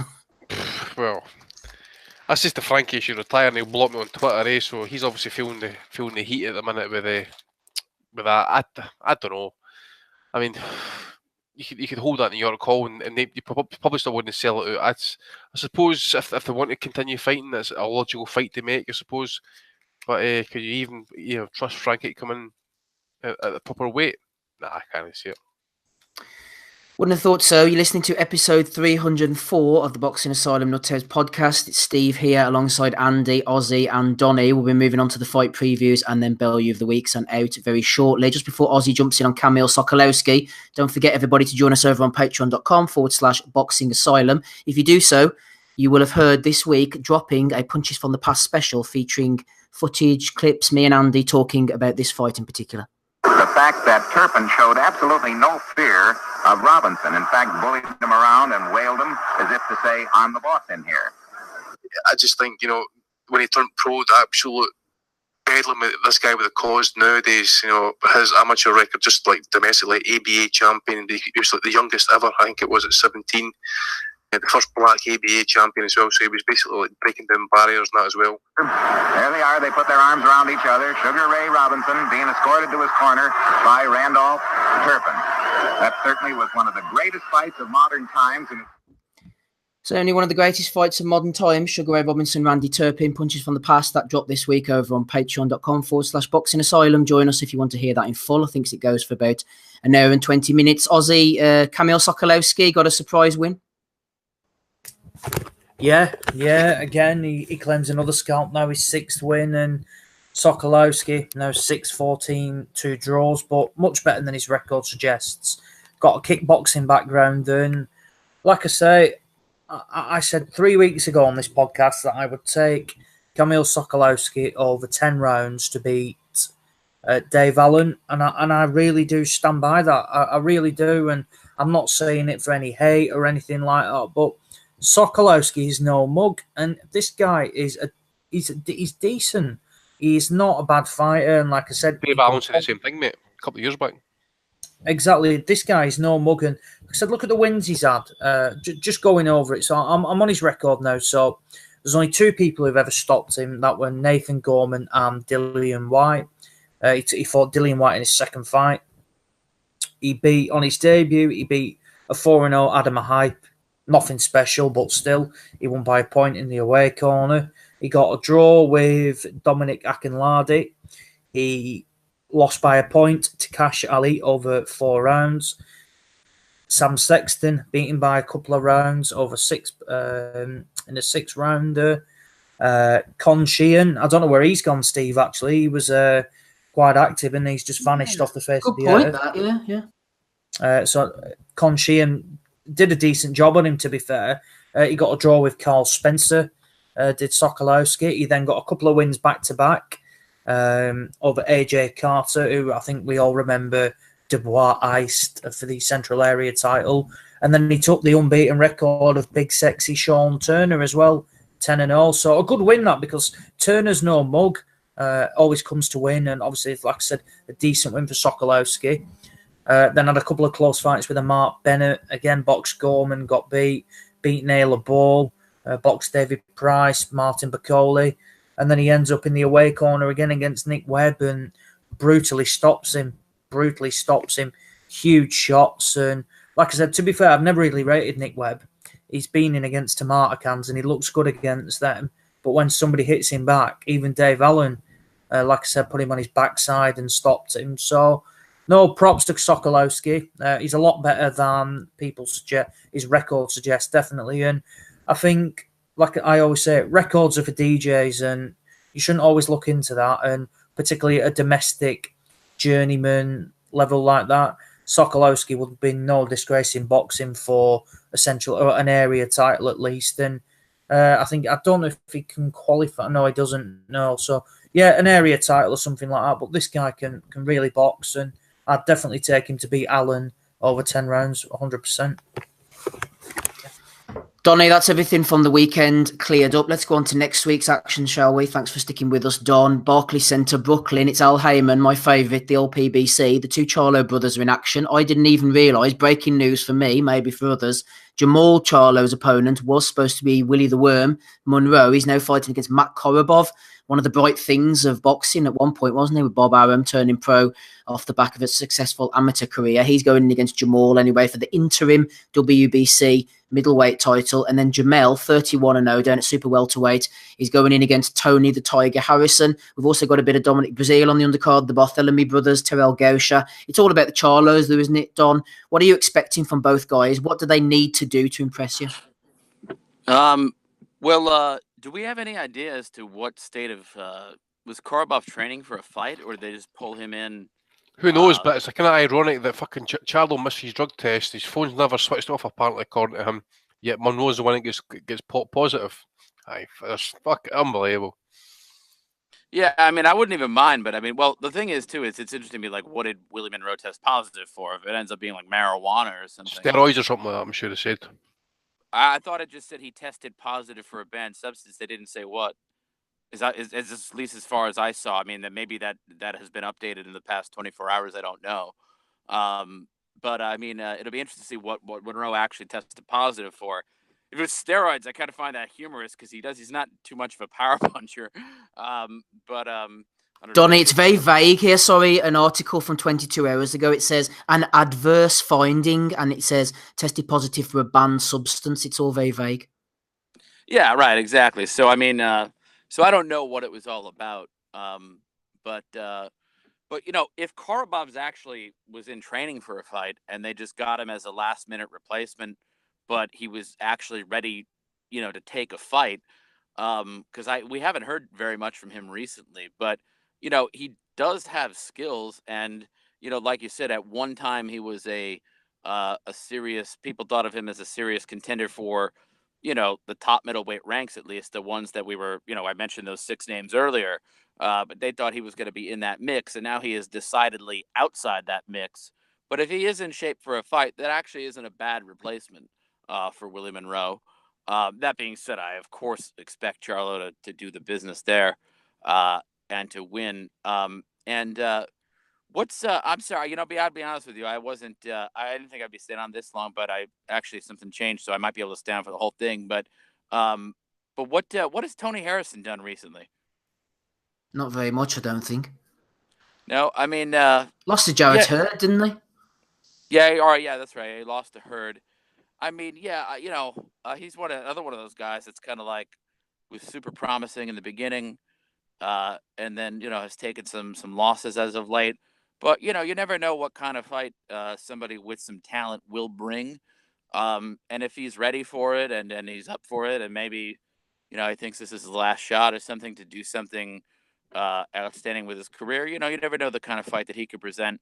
But of course, I think the smart money, I think, is on both Charlos. And I think the smart money, in fact, would be both Charlos by knockout. I think would be the result I would be expecting. You know, I think that pretty much sums it up. Donny, let me just update you on the Korobov situation. It doesn't bode well, unfortunately. He's been campaigning recently in his last 2 or 3 fights at light heavyweight. He was moving down to 168 pounds on this very card to fight a journeyman over 8 rounds at 168. So they're then dragging him back down to middleweight again. So he hasn't been campaigning naturally around this weight class recently. So he's going to be a little bit drained. I don't think it's a prime Korobov at 35 we're seeing coming in here.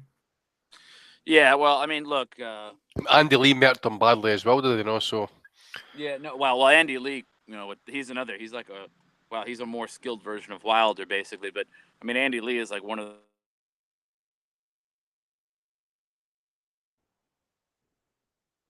Donny gone? Donny just died in a car crash. Yeah. Woo! He's talking shit there. I think he got cut off by the shit talking police. Yeah, YouTube's over. Oh, here it is. No. I was just saying. I said being knocked out by Andy Lee is no mark against anybody. That guy punches like a mule. But look, I mean, yeah. At the end of the day, I mean, yeah, Korobov. Obviously, if he was campaigning up at 175, I can't really hold that against Charlo, though. I'm gonna assume that the testing's legitimate. I know Andy seems to have some conspiracy theorist type thoughts there, but I mean, yeah, but assuming the testing's legitimate, I mean, they had to get the best opponent they could on very, very short notice, I mean, that's it's kind of tough to find people at the last minute like that. I mean, maybe Korobov just comes in over the weight and just says, "Fuck it. If I beat him, then maybe I'll get some credit for it, even though I was way over the weight." I mean, if he actually tries to boil down to the 160 when he wasn't planning on making anything less than 175, that's going to be. I mean, he'll probably be drained as fuck. So I think he should probably just come in over, take the penalty, and say, "Fuck it. Let me just do the best I can." Andy, regarding the Charlos, missing tests obviously doesn't, include guilt straight away. But at the same time, how difficult is it to constantly arrange with the VADA or whoever it is to be where they want you to be? I mean, twice, 3 times. How many times does it have to go on? Yep. As I understand it, they hadn't updated the whereabouts forums or notified the drug test authorities as to where they were. There's been notification coming out this week as why is VADA actually is cheaper testing? Yeah, those are the ones that are catching or supposed drug cheats. Now, I do know that, for example, if Billy Joe Saunders had was he caught under VADA or USADA? I think it was VADA that caught him. So they test for everything, whereas under USADA rules, he would actually have been okay to fight. I'm pretty sure in saying that. I could be wrong. That's correct. Is that right? Is that right? Well, they used to not do the carbon isotope testing. VADA did that as a matter of course, so that was the big thing. That always kind of confirmed. But I thought that USADA changed that now, and I thought they were doing that. Although I could be wrong. Well, they're still not catching people. In all honesty, I mean, I really don't know what the situation is, but it's clearly that VADA supposedly is the gold standard. But to be in the day as well, I suppose the Charlos will go down as a missed test. I don't know how it works, but I'm assuming 2, probably even max 3 missed tests is going to be classed as basically a positive test or whatever. And that. But at the end of the day, as well as I think part of the story was that they claimed that their phone was switched off. But when you heard one of that Charlo 154 who spoke to her in the ring, saying well, why didn't you answer the phone? And the guy says, well, my phone's always switched on. So somebody's lying. Well, I think he may have been saying my phone's always switched on. I'm always there ready to take a fight. I don't know if he meant that literally. Like if your mother says, "I'm so mad, I'm gonna kill him" or something, it doesn't mean she's gonna go commit murder. I mean, he's basically saying, "My phone's always on. Why don't we arrange this fight?" I mean, I don't know if I would take that with literal translation. I would definitely say I wouldn't say they've got a case to answer, but I would say there's certain suspicions if you're missing tests and stuff. At the end of the day, I'll put it this way: drug test authorities hate the fucking idea or the thought of fighters getting one over on top of them, right? So if the Charlos are not playing the game with the drug test authorities and stuff like that, then guess what's going to happen? They're going to make it their mission to fucking get a hold of you. Go look at the John Jones situation. The fucking rumor with him was that the drug testers turned up at his gym, waited for him. Well, he seen him coming. Apparently, hid under the octagon for 8 fucking hours. Drug testers hung about for 8 hours. They wanted to come back when they heard this story. The drug testers, they wanted to come back with a fucking warrant to test under that octagon to see if he was A, there, and B, positive, because they say that at some point they believed that he didn't need to take a piss. Mm. So how would he have taken a piss? He would need to have pissed on the floor under that octagon. And they wanted to come back. As I say, he didn't want to piss after a drug test. I thought, if you're cheating them, if they think you're fucking at it, they're going to hunt you down. Didn't Tony Yoka miss tests as well, Andy? Didn't he get? Yeah. He missed a test. I think, I'll get this right now. I forget who it was. I think it might be the French authorities, but he got put on probation, I think it was, for missing tests. He had to go on the juice to beat Dave Allen, man. That's what a threat the Rhino is. Beat the fuck out of him, too. Ozzy, anything for you to add? Drug tests, or more to the point, the Korobov and who's the other one? A Harrison fight? Negative. I have nothing else to say on the matter. Negative from Ozzy. Negative from Rob, maybe. A bit of negativity from you would go down well, Rob. Yeah. We haven't talked about Frampton yet, Rob. We haven't talked about Dillian White yet. But what about from the weekend? Rocky from Stocky against Canelo. Any thoughts on that from you, Mr. Kelly? You with us, Rob? Rob's not here. I've now had to downgrade him to my fourth favourite Irish music star, Ozzy, after Bewitched, Shadiah Davitt and Crystal Swing. So... Sorry, Ozzy, what were you going to add there?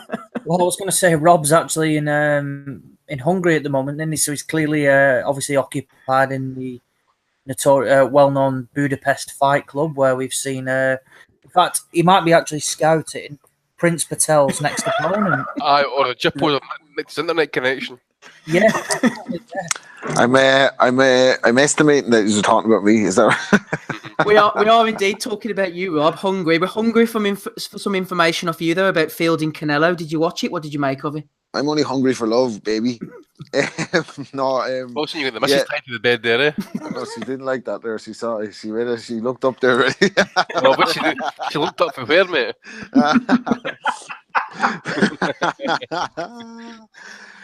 But yeah, no, I saw a feeling Canelo this morning. Watched that one. Like, I think predictably ended in predictable fashion. Didn't I? think we hit the nail on the head last week, everybody. But wouldn't take a genius like to work out that fight was going to end early and by a probably body shot stoppage. Like, there's not much to say about the fight really. I mean, Canelo probably deserved an early one. He's fought everybody, an easy one rather. He's fought everyone, and Rocky Fielding is a couple of levels below Canelo.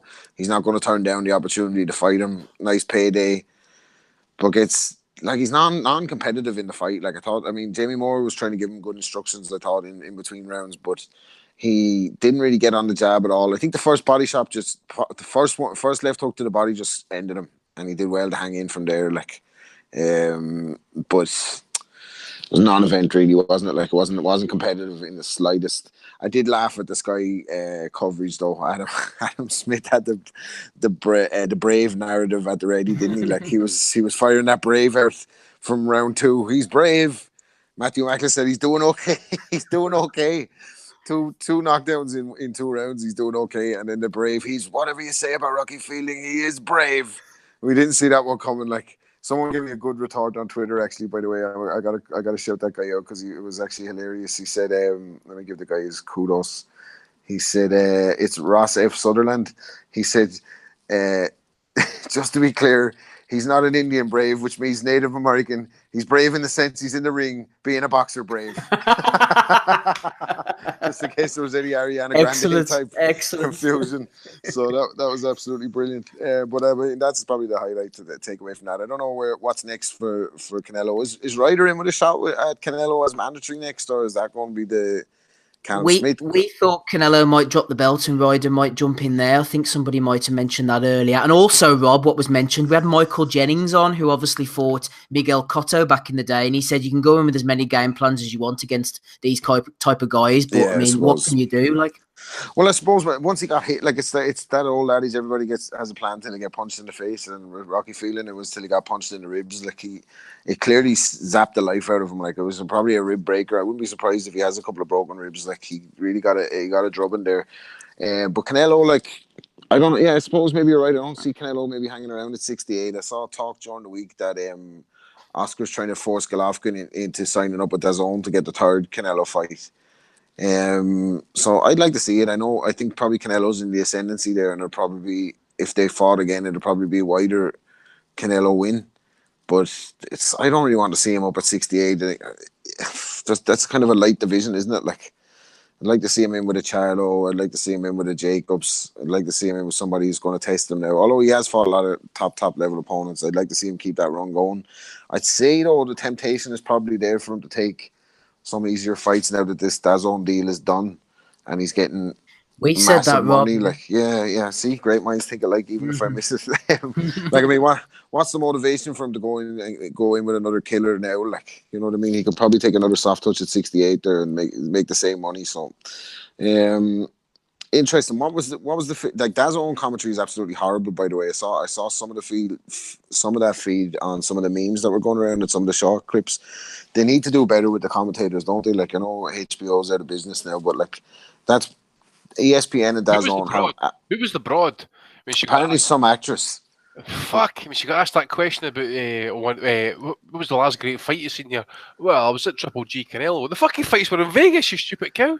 Yeah. You see, that's what they really need to get some top level pundits in there if they want to bring in the numbers. It seems like it's kind of a.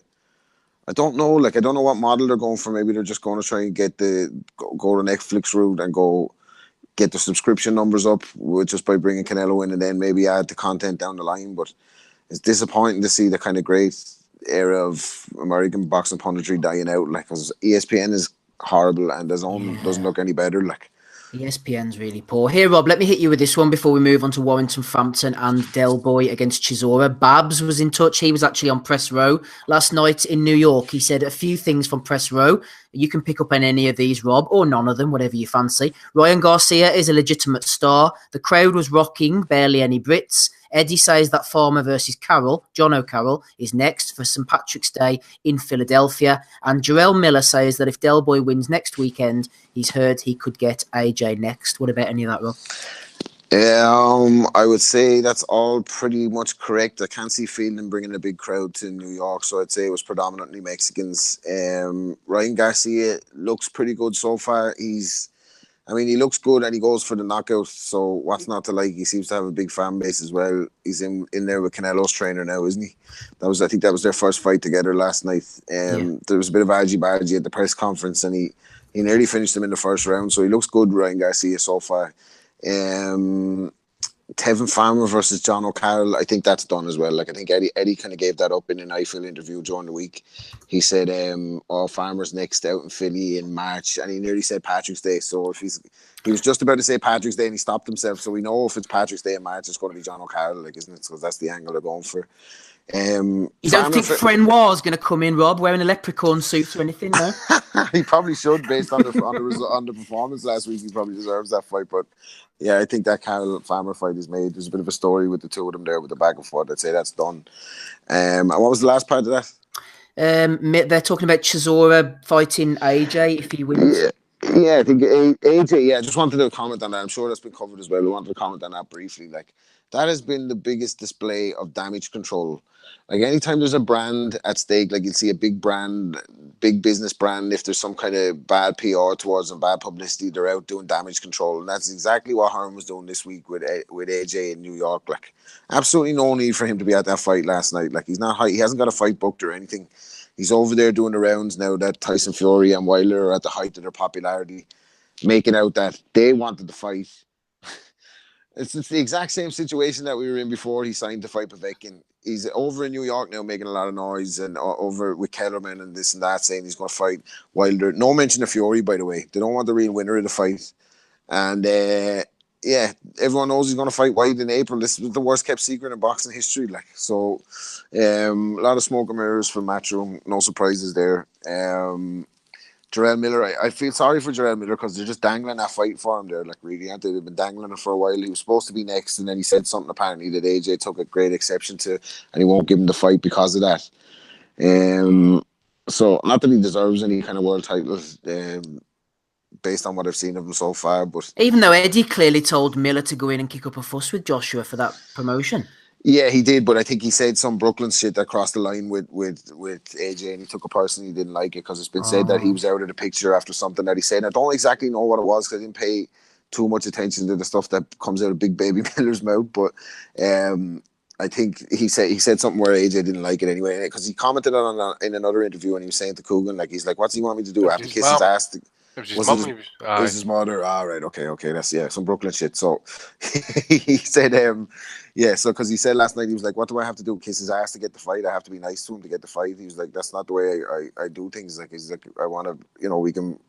After the fight, we can shake hands and have a cup of tea, but before the fight, it can't be like that. So I don't know where Miller is. Miller's probably in danger of getting frozen out a little bit. Like, he's like Shannon Briggs light, isn't he? Well, not so light. Yeah. He'd give you that. Yeah. He's supposed to, probably from the same neighborhood. I think Shannon the Cannon's from Bed-Stuy as well, isn't he? Like, so, they're probably similar enough. Like, but it's AJ White in April. Like, I don't think that Wilder fight's definitely not going to be April in Wembley. Like, no chance. Rob, stick with us for as long as you can. I'm sure you and the wife weren't searching desperately for a stream of Bradley Skeet's knockout over the weekend, no? Well, she did bother me to ask me, could we get Bradley Skeet on the big screen? But I was like, no. No, you couldn't watch him, Rob. You couldn't watch him. Like, sorted out. We'll come back to you in a minute, though. Stay with us as long as you want. Yeah, I'm reading Babs' comments there that if Chisora beats White, then Jarrell Miller will get the AJ fight on April the 13th, as opposed to if White wins, he's obviously nailed on. That's the way I'm reading what Babs is trying to say. Let's talk about that heavyweight fight right now. In fact, shall we? Donny, Dillian White against Derek Chisora. We expect White to fight AJ, as I just outlined there. If Chisora wins, then Jarrell Miller. I probably didn't need to say that again. But anyway, Ryan Walsh against Reece Bellotti on the undercard. Christopher Rosales against Charlie Edwards. Joshua Boazzi against Reynold Quinlan. At the risk of giving Eddie some credit here, we'll get some grief in the YouTube comments. It's not the worst card in the world I've ever seen, to be honest. Carlos Takam is going in against TBA as well. He's probably going to jump in the main event if anything were to happen to the two protagonists. Donny, this is probably the longest question in boxing history. Tell me about White Chisora, first of all. To be honest with you, I really thought that Chisora won the first fight between those two. It was close, to be sure, and I think reasonable people could disagree about the proper decision for that first fight. And it was an action fight. It was an exciting fight. I'm not in the UK, so it doesn't really affect me that much. If I was, I would be a little bit upset or disappointed that this is on pay-per-view. But I guess they're doing it because they know people, so at least some people will buy it. But if you're going to put on basically a fight between, like I said, you got that heavyweight level that includes Fury, Wilder, Ortiz, and AJ. Below that, you've got gatekeepers. And this is essentially two gatekeepers fighting each other. Now, if you're going to have that, okay, fine. But you better round out the undercard, right, and make it good value for money. Okay, Takam's great, but like you said, he's fighting TBA. I don't think this is a pay-per-view headline fight. So if you're not going to, in other words, if the headline event, if the main event isn't pay-per-view, then you've got to give people a big action card all the way up and down it, and they're not doing that either. So I think that's kind of ridiculous. That being said, though, it is a good fight. What do I think will actually happen in the fight? I think it could be a replay of the last fight, and if it is, it'll probably be close. And because I think that the powers that be probably want White, he may get the edge again in a close in any close fight, because it probably makes the most business sense for Matchroom, and so I think he'll be kind of, if you will, the house fighter or the home fighter. But also too, another thing depends on what Derek Chisora shows up. I hope that he comes in motivated. Sometimes it just seems like he can't be, he's just not mentally there, and he just doesn't come to fight. And then other times he just, a lot of people thought when he fought White that he was finished and that White was going to trounce him. And then Chisora came in and, turned in an inspiring performance. So, every time I think, Chisora is gone or whatever, then he pulls out one of these performances that tells me that he still have a lot left.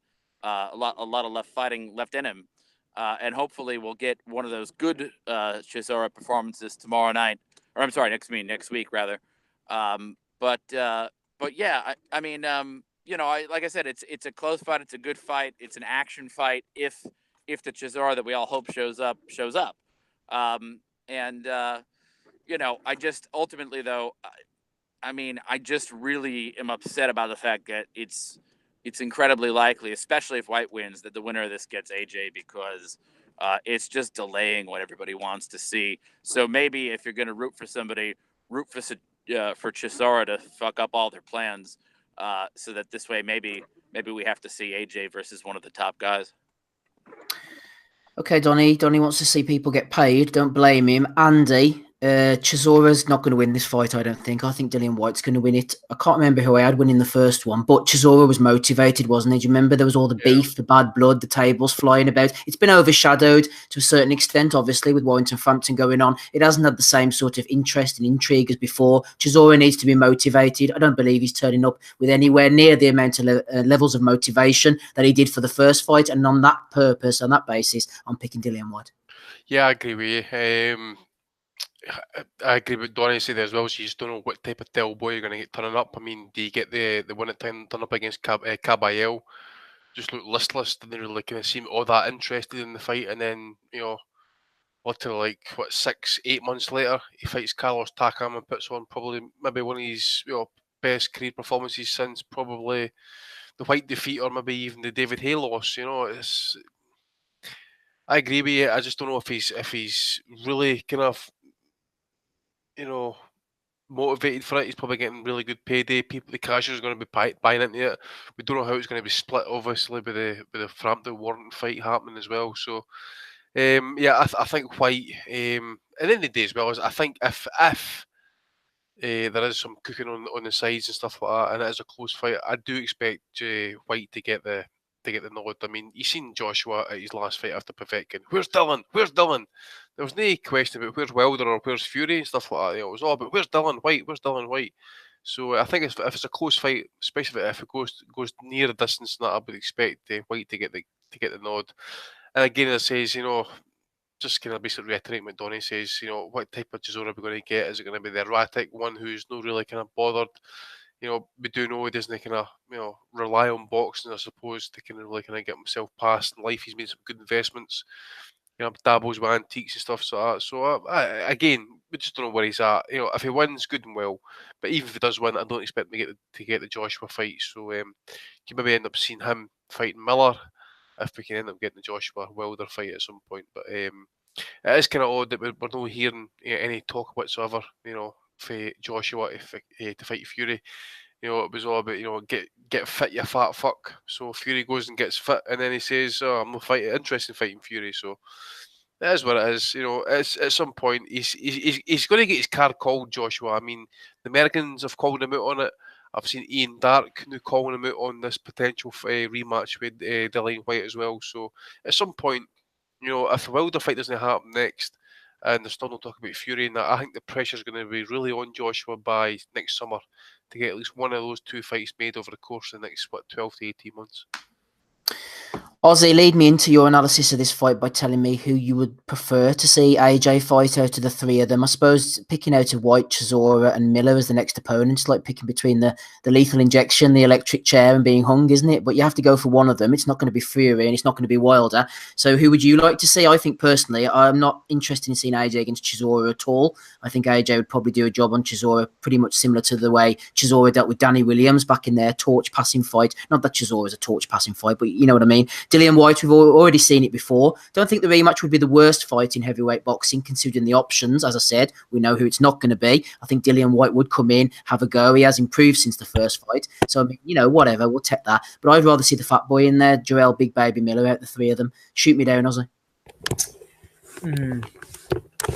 I agree on the Chisora bit. I have no interest in seeing Joshua in with Derek Chisora.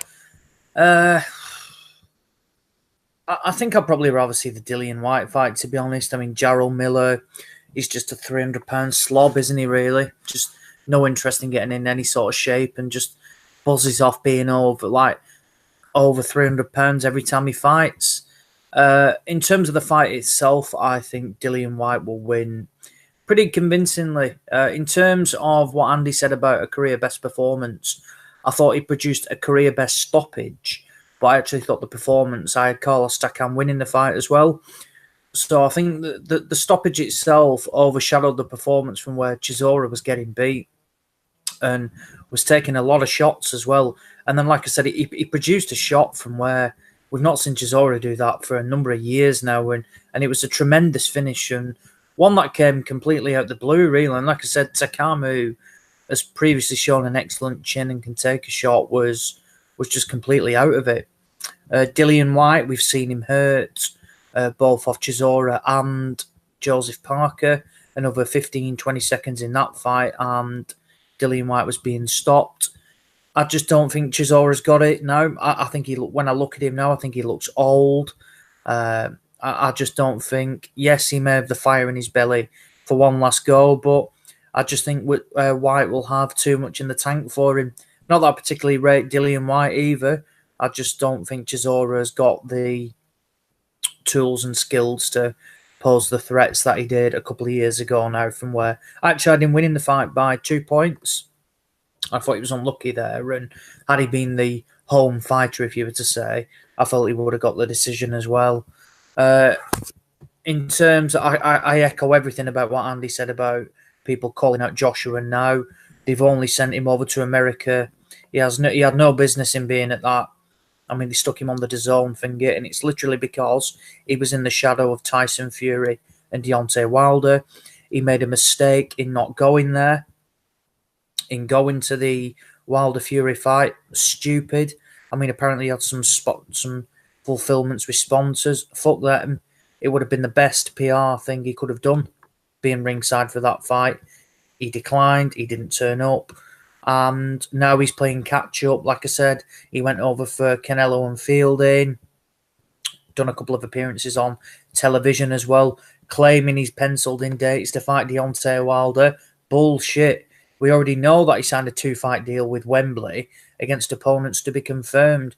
Yes, Wilder's always been mentioned, but in reality, I mean, what was it they were saying about what we in now? December? What were they saying at the end of October? We need a decision by December the 1st of Deontay Wilder's team. If we're going to fight them in April, it's now December the 16th, and no decision has been made, yet they're still clambering for the fight. So all these lies and silly comments ultimately catch up on them, because at the end of the day, I mean, what a story it would be if Chisora does win, because the fallback plan here is clearly Dillian White rematch. If Chisora wins, that is completely scuppered. And I agree with and it has been touched on as well, that they even contemplated ditching the Wembley day and going over to America to fight Big Baby Miller, potentially in the April date. So it's one to watch. In terms of the card itself, I'll just jump onto that quickly. It's okay. Got to admit, it's a pay-per-view event. I don't believe White Chisora is a pay-per-view fight in itself.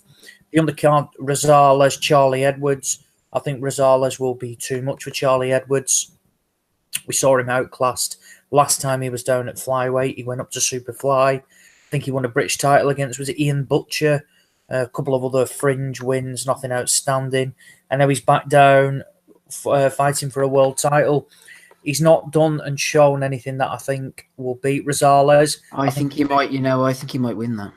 Really? I think Rosales will beat him. I think Edwards' movement will cause Rosales problems, much more than what Paddy Barnes showed, but I think Rosales will get to Charlie Edwards and will stop him. Got to remember, he's not made flyweight now since he last boxed for the world title, so whilst not a hell of a lot of weight, those small weights taking £1 or £2 off can make all the difference.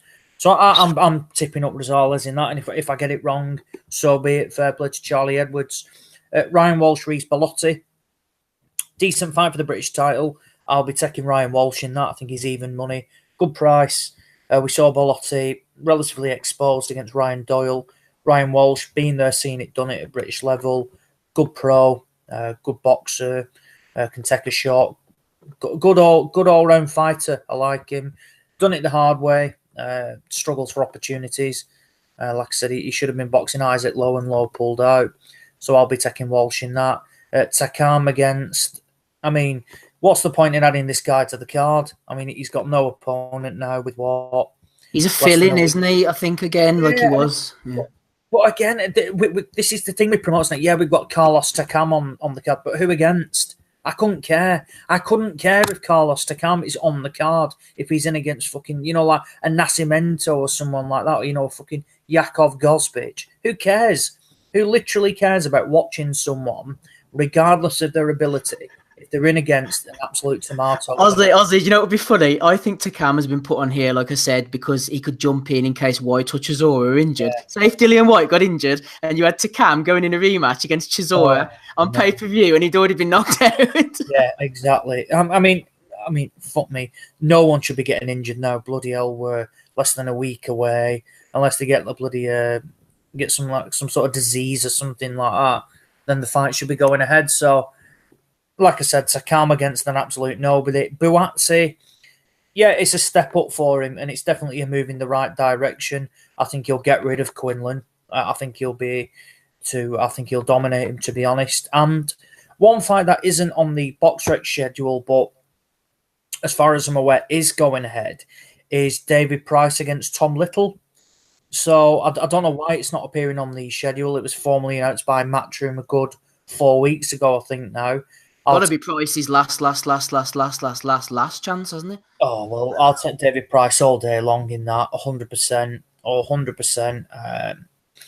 For what it's worth, I think Price has actually demonstrated better things than he has despite getting beat. Like I said, he was in the fight against the Russian guy. What's his name? Kuzmin. Yes, yeah. I don't think he was being outclassed in that. I think I had it 2 rounds each or something like that. And then obviously he had that shoulder injury.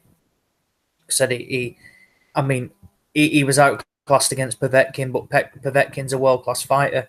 There's nothing wrong with that. He should be stopping Tom Little, and if he doesn't, then he just needs to be knocking it on the head. But it's strange that it has disappeared off the schedule. So my only other thinking is that should either Little or Price not be able to fulfill their agreement on the fight, then the fighter without an opponent will ultimately step in and take on Carlos Takam. Might not be true, but that's the only other thinking. Otherwise, God knows who Takam will be in against next week. And like I said, he's not on the. I don't really know why he's there because he's not boosting any pay-per-view buys. I can't see people apart from Dave Lee, who's already pre-ordered it, probably because Takam's on the card. Why he doesn't sell tickets, he doesn't boost buys, so God knows what he's on there for, aside from the fact that he was a backup should Chisora or White pull out, like you said, Steve. Rob, final comment to you. In an unrelated note, Rob, I heard a rumour that you were on the fence about this pay-per-view, but apparently Carlos Takam being added to the undercard has swayed you. Yeah, definitely. Carlos Takam fresh off a knockout loss to Derek Chisora, definitely putting him back in the... Who's on this pay-per-view, by the way? This is White Chisora pay-per-view, yeah? White Chisora, we've got Bellotti, we've got Ryan Walsh, we've got Charlie Edwards against Christopher Rosales, we've got Buatsi against Reynold Quinlan. God, it's god-awful, isn't it? It's absolutely god-awful. Even the main event is god-awful, really, because that fight, as much as people say it was a good fight, it was a classic heavyweight contest, the fight itself was actually dog shit. Like, it was closer than people expected because they thought Chisora was shot, like. And to me, he still is shot. I don't care if he knocked out Carlos Takam. I think Chisora's had his best days a long, long time ago. Like, and the fact that he's even still campaigning around at heavyweight and getting fights like this on a pay-per-view is an absolute joke. It's 2018. It's about to be 2019 in a month, and Derek Chisora is headlining a pay-per-view event. Now, Derek Chisora, who's knocked out by David Haye 4 years ago, beaten twice by Tyson Fury, beaten by Vitaly rather, absolute turns up whenever he feels like turning up, and he's in a rematch pay-per-view with Dillian White, and the winner is in line to fight for 3 versions of the world title in April. What a time to be alive. Exactly. Absolute joke. Like, if someone told you that, you'd think they were making it up at the start of the year. You're joking me. That fight's a pay-per-view, is it? Why? They didn't even flip any tables over in this promotion. I haven't seen a table flipped over in the whole build-up to this. All I've heard is some kind of laxative analogy in the build up. I don't know, man. I'm not going to bother watching that. Like, I know I'm not being anti. Look at, just for the record, I'm not anti Matchroom. I'm not anti any fighters or any of that. I'm not. I just want to see the best fighters fighting the best fights, and that to me is absolute dog shit. And to be considered even as a kind of a final eliminator for the for the fucking world title, like, absolute joke. One guy who's already got beaten by AJ, who has gone on the road ever since and put in some decent, half decent performances since. A knockout win over Lucas Big Daddy Brown and a win over Joseph Parker is putting you in line for an April 13th Wembley showdown with a fella that knocked you out before. Come on, like, what is this? And like, even AJ must be embarrassed at this. Like, must be embarrassed at getting paid 30 million to go on this. And like, even let's go over to the States with a straight face and say he wants Wilder next, where this fight is done deal. The ink is dry on the contract. The only person who has a say in this being scuppered is Derek Chisora. And to me, I don't think that Del Boy is going to turn up for this fight. I think this is going to be this is not going to be a fiercely competitive fight like the first one. I think Chisora spent, this is another 2 years down the line. I think he's had his day out. Like, I think he's going to get beaten soundly. Tom Little versus David Price on the undercard. Fuck off with you. I'll be watching Frampton and Warrington, like, definitely. Yeah, Rob's going to be watching Frampton and Warrington. We're going to move right onto that one now. Donny, I just noticed that Bradley Skeet fight last night was on ESPN Plus. You poor Americans had to suffer last week, but you'll be getting a decent one on that very same channel, also on BT Sports in the UK next Saturday evening, Don. Josh Warrington defending his IBF World Featherweight title against Carl Frampton. Mark Heffron on the undercard against Liam Williams. Nathan Gorman, Lyndon Arthur, Jack Massey, Tommy Fury, etc., etc. The question is, Donny, what time do you think we're going to get out of the arena? Is it going to be a 1 a.m. job, a 2 a.m., 3 maybe, Donny? What do you think? Oh, boy. Yeah, I know. I mean, sometimes I know the Frank Warren shows let out a little bit late, and people that rely on the tube to get home sometimes end up being quite frustrated. That being said, though, I don't think it'll take very long. I actually think Frampton is going to do the business on him, to be honest with you. When we were talking earlier this week, I think in the chat, I think that at least some guys picked Warrington. My knowledge of British boxing obviously is not on par with you guys. But I mean, what I've seen of Warrington, I mean, especially like, even as recently as last year, I mean, I always kind of classified him as a guy who was a big ticket seller, but who wasn't that skilled and doesn't pack a huge punch.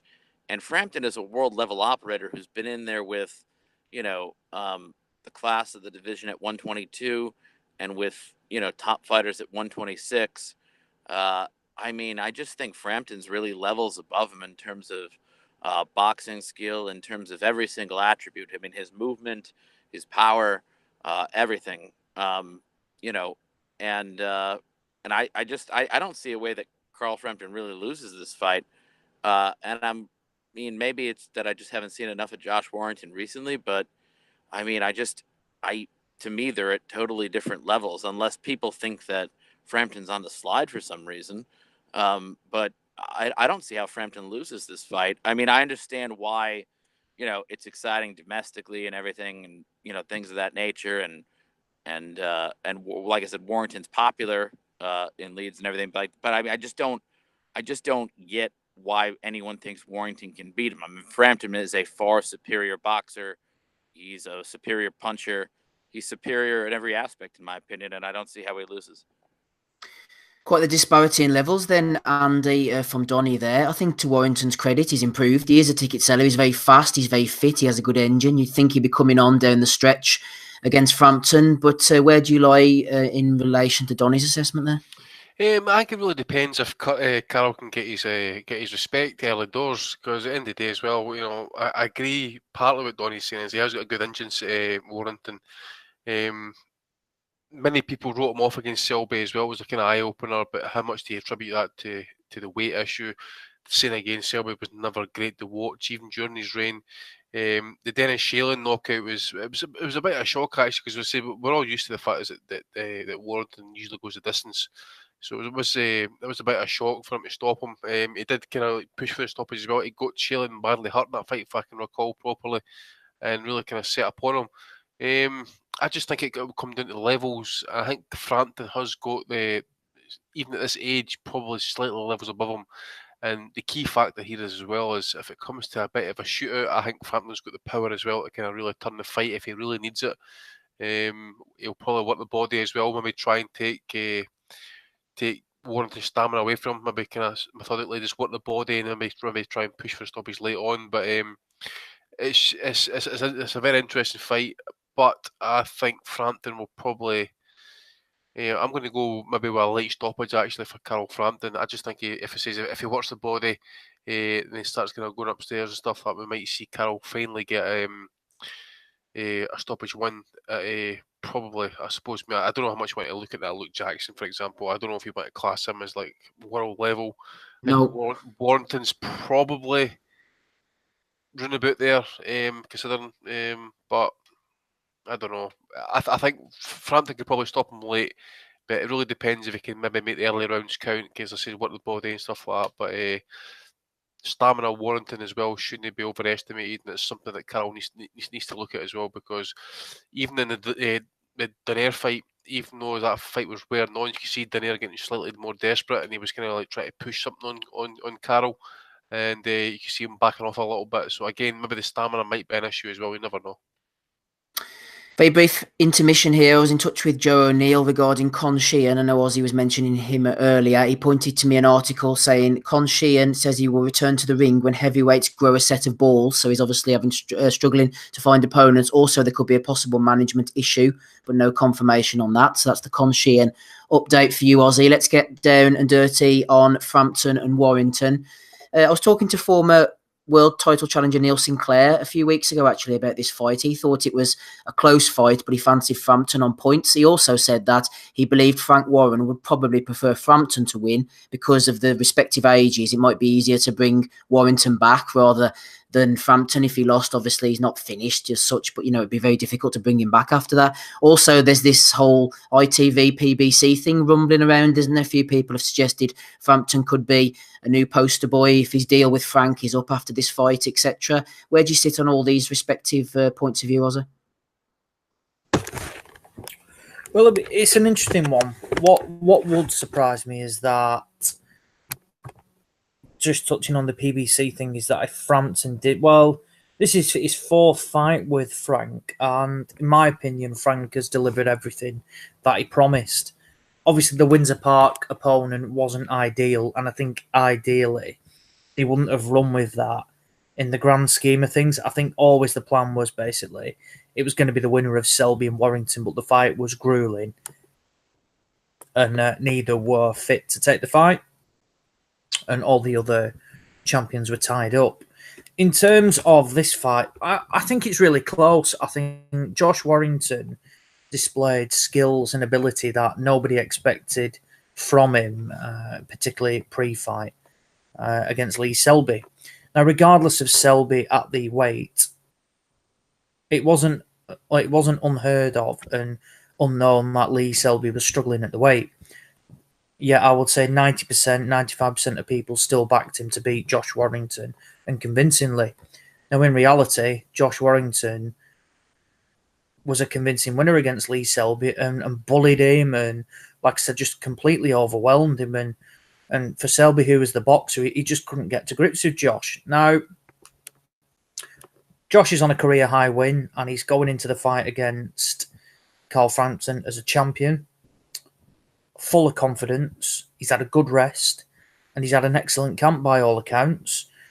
Frampton, he's definitely on. I'm not saying he's on the come down, but I think this is an excellent chance. He's obviously, I think he's grown into the weight now, but hearing talks that there's even talks of him potentially going to super featherweight as well. Now, if you look at his performances since he came back, his fight with Horatio Garcia was a bit of a, I thought convincingly, not convincingly, but he won the fight in my opinion, but by no means he didn't have it all his own way. The Donaire fight, I thought he won as well. And then the Luke Jackson fight, he beat him to a pulp. But at the same time, I don't think his power has shown at featherweight compared to what it did at super bantamweight. So I think Josh is, and we've seen Frampton tire as well in fights. Now I think Warrington's plan is going to be look to take it into the second half of the fight and really put it on Frampton. Michael Jennings made a great point. When Scott Quigg upped the ante, he started to pick off rounds and win rounds against Frampton. Now Warrington's got the tank, and he showed it superbly against Lee Selby, and he did it for 12 rounds. And I think he's going to look to do that as well. We've seen him take a shot. He can hold a shot as well. So I think this has got all the makings for a tremendous, tremendous contest. He's probably going to get iced in a round now, and everything I said is complete bollocks.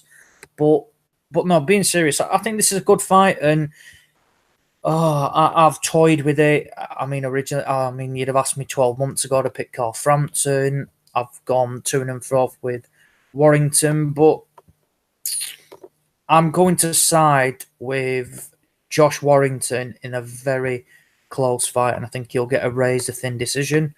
Who's the ref, Ozzy? Do we know the ref? No, it's not been announced yet, actually. It's an IBF official, so I don't know. Yeah, I'm just looking up now. There's nothing on their website. No, and there's nothing on BoxRec either. Strange. IBF, I'm trying to think. I just want to, I got to be honest. Ozzy, like I said, It'll be Steve Woodard, I'd imagine. Your knowledge of British boxing, Ozzy, is well beyond my pay grade. But what I'm saying is that besides Selby, who may have been weight drained, probably was weight drained, who is Warrington really mixed it with? Carl Frampton has fought. He's done well at a level just so far above this guy. In my mind, I think you'd have to think Frampton is shot for him to lose this fight. I just don't see it. You must really see something in Josh Warrington, that is special that maybe I don't see. But I'm picking a close fight too. I'm going for the draw. I in terms of Frampton, obviously he's got a career high win over Santa Cruz, and after that, you're probably looking at Kiko Martinez, Scott Quigg as his next best win after that. Donaire's not a bad win either. He's not totally done. No, but at the same time, Nonito Donaire's never a featherweight in this time of day. And the fact that he went back down to bantamweight and I thought he looked better at bantamweight than he ever has done at feather. Don't get me wrong, Donaire on paper is good, but at the same time, this guy is not a featherweight. He looks small, and Frampton said Frampton was bullying him in the ring, and he even said, "Look, I physically I felt stronger than him, and I was bigger than him as well." So, in my opinion, I would go, yes, Donaire, yeah, but in terms of I think that is a good win, but like I said, due to the weight as well. I said, what was Donaire? He was, what did he combine basically? What was he at, bantam, or what was he at? Did he? Well, yeah. So Donaire dropped down to bantam, where he, actually seems to have looked a little bit better since then. Donaire's last best weight was 122. After he went up to 126, it was a disaster. He got knocked out by. Well, first of all, he got knocked. He lost, badly to Rigondeaux at 122, and then at 126 he was knocked out by Nicholas Walters. 126. He didn't look great or whatever, but at the same time, he always does carry that power. And I don't know. I thought the Donaire win was a decent win, but I'm just when you realize the quality of opposition that Frampton has mixed it with, whether it's at 122 or 126. I don't think Warrington has ever seen somebody like Frampton before, and I think he's going to be shocked, in my opinion, when he really sees what he's up against. But Warrington has the youth and the engine on his side, but I don't know if that'll be enough. He's only 3 years younger. Go ahead, Ozzy. That's a fair point, and I completely take that on board. But like I said, this guy was completely wrought off against Lee Selby, and I felt, it was a split decision. That was a poor decision. That for me, it should have been unanimous. But what I like about Warrington, he's done it the right way. He's not skipped any levels. He's done it area, English, Commonwealth, British, European, fringe world level, and then took world level fights. So whilst he's not been in with like the high caliber of opponents like Frampton has in terms of. But like I said, all we're looking at there is the Santa Cruz. After that, I would say Selby is on a par with definitely with a Donaire, a Quigg, for example, and likewise a Kiko Martinez as well. Now, Frampton definitely dispatched of Martinez a lot more handily than Warrington did. And, without a doubt. And I think there's arguments to say that Warrington arguably could have lost that fight against Kiko Martinez as well. Martinez won was one of Frampton's best performances. Yes, definitely. I mean, like I said, it was, and Martinez can take a shot as well. And like I said, the way he ended the fight, dissected him. Yeah, brilliant performance. The second fight round, I think Martinez, like I said, he did what Kiko Martinez does, done he? Kept coming forward, but was ultimately picked off. But this is a good fight. This, like I said, it will not shock me if Carl Frampton wins. I'm just siding with Warrington in the fact that I think he will look to bore the pressure on, and I think Frampton has definitely shown recent times that he has tired in fights towards the back end down the stretch, and I think that'll be a time where Josh Warrington will not expose, but will take advantage and look to take the later rounds and take a close decision. Yeah, I think Warrington's work rate and engine keeps him in the fight, and I think it's going to be close as well. Like Ozzy, I think it's going to be a draw. I'm not trying to be a smart ass, but these big fights at the moment, I can just see it maybe being a majority draw, like a couple of drawn cards, and then one card maybe to one of the fighter, or either way. I think it is really going to be a close fight. I really do. Rob, obviously we don't want to look past the Warrington-Frampton fight itself, but the winner appears nailed on to fight Oscar Valdez, WBO champion, coming back after the Scott Quigg jaw break. He's making a defense in early January. Bob and Frank are tight at the moment with ESPN and all that type of stuff. So you would imagine Warrington-Frampton winner to fight Oscar Valdez. Speak about that, obviously, and also make your pick. Rob, sorry. Oh, sorry, dude. Yeah, I think Frampton just has maybe the edge on Warrington in terms of experience, and not maybe in terms of opponents, in quality of opponents, although I do think he has the edge there too. But I just think in terms of big nights and just being a more well-able dealer, just a kind of a better operator, as well as that card's a beautiful boxer. Probably doesn't get enough credit for being a top level boxer, and I think he can box to a decision in this fight quite easily. I don't want to say quite easily. I think Warrington's going to give it a right good go, and he's going to leave everything in the ring. But I just think Frampton will have the edge on him and could outpoint him, so maybe 8-4 or something like that. Oh, there you go. Short and sweet from Rob. Sorry, man. Is my sound okay? Yeah. Yeah, you sound okay. Go ahead. Yeah, no. I just think. Like, I mean, I think Warrington will bring it to him, and I think he's probably achieved as much as he's going to achieve at world level by beating Selby. I don't mean that to sound too harsh on the guy.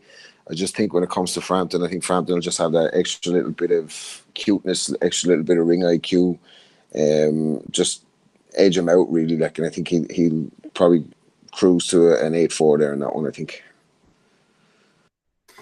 This is one of those times I wish we had Alex Morris on the pod, because I know he was a big Warrington hater, and he used to say that basically that when Warrington fights, it's just a bunch of coked up guys from Leeds bouncing around beach balls. That's right. Yeah, I remember. Oh, yeah, I wonder if the beach ball will come in. That should have actually made the episode 300 greatest hits. I'm rather disappointed that it didn't, but then again, I didn't really contribute to the to that episode, unfortunately. But no. But yeah, but the Alex Morris's description of the Leeds fans behind Warrington was just. Was really one of the all-time classics of this pod. But I don't know about that, Donnie. I think you had one of the highlights of the episode 300 montage, to be honest with you. Yeah. Donnie's Al Bernstein moment. We know all about it. I've done it, no. Donnie's dreaming about nights like this. Ozzy, you'll be there in attendance next Saturday evening. Give us a quick blast through the undercard, highlights, lowlights. Conlon Cunningham, by the way, that's an interesting wee scrap. Yeah, do you know, there's some really good fights on this undercard. I'm looking forward to it. I think the main one to touch on, obviously, is the return of Billy Joe Saunders. He's had another torrid year. after probably a career highlight win over Dave Lemieux in terms of like the publicity and the way he did it. He's obviously just been marred by injuries, and secondly through obviously this drugs ban. And then he's back in the ring. Zoltan Sierra, never expected a good opponent. This Sierra is shit. I've seen Liam Smith destroy this guy as well, but it's literally a case of Saunders getting back in the ring and hopefully looking to kick on in early 2019. I'd want to see him box 3 to 4 times next year. Definitely. Saunders needs to get a grip of his career. He can't keep cocking up like he does. Otherwise, he's going to look back. He probably won't care. But at the end of the day, this guy's got all the ability and he can beat anyone on his night, in my opinion. But if he keeps fucking around and stuff like that, then he's going to look back and think, what could have been? Michael Conlan, Jason Cunningham. Probably say it's Michael Conlan's toughest test. I think he'll have too much for Jason Cunningham. But Cunningham won a couple of Commonwealth belts at 2 weights. I think he's up possibly a weight too high. Like I said, he's been as low as Superfly, Jason Cunningham. So a huge jump up to featherweight. Conlan, like I said, has looked good in previous fights. Last performance was probably a career best. And I think we'll see another good performance against Jason Cunningham. A couple of young lads, prospects on the card, Jack Massey, Lyndon Arthur, and the debut of Tommy Fury, Tyson Fury's brother, I think, or cousin, something like that. Nathan Gorman, we touched on it before against that Razvan Kajanu. I like Gorman. I think he's Frank's best heavyweight he's got, excluding Tyson Fury. Got loads of skills, moves well, throws quick shots, combinations. And like I said, while he's not aesthetically pleasing, means fuck all in the world of boxing. He's got all the skills and he's a good talker as well. Big fan of Nathan Gorman. Martin Murray, Hassan and Dam. I think this will be a really good fight. Looking forward to that. I think he has the potential to be fight of the night, actually. And Dam, we've seen that if he gets clipped, he can go down like a sack of spuds. But he can also box as well. Martin Spring straight back up again. I was going to say, he's like a weeble, isn't he? You push him back down and then he bounces straight back up. But Martin Murray, I mean, like I said, he keeps getting these opportunities, Murray, and it's probably a last chance saloon for him. I've no doubt some fringe belt will get chucked on the line in the end, or it might be for Murray's WBC silver belt or something like that. I'm not sure, but it doesn't need it. It's a good competitive fight. I will probably side with Ndam in this. I think he will probably win a points decision by 3 or 4 rounds. And then we've got I think it'll be the chief support, which is Mark Heffron against Liam Williams for the vacant British middleweight title. When it was announced, I was a bit unsure on it, but then I thought about it and thought, what the fuck are you unsure about? This is a tremendous fight. Really, really good. Liam Williams stepping up in weight. Obviously, we saw him down at 154, have a couple of defeats to Liam Smith.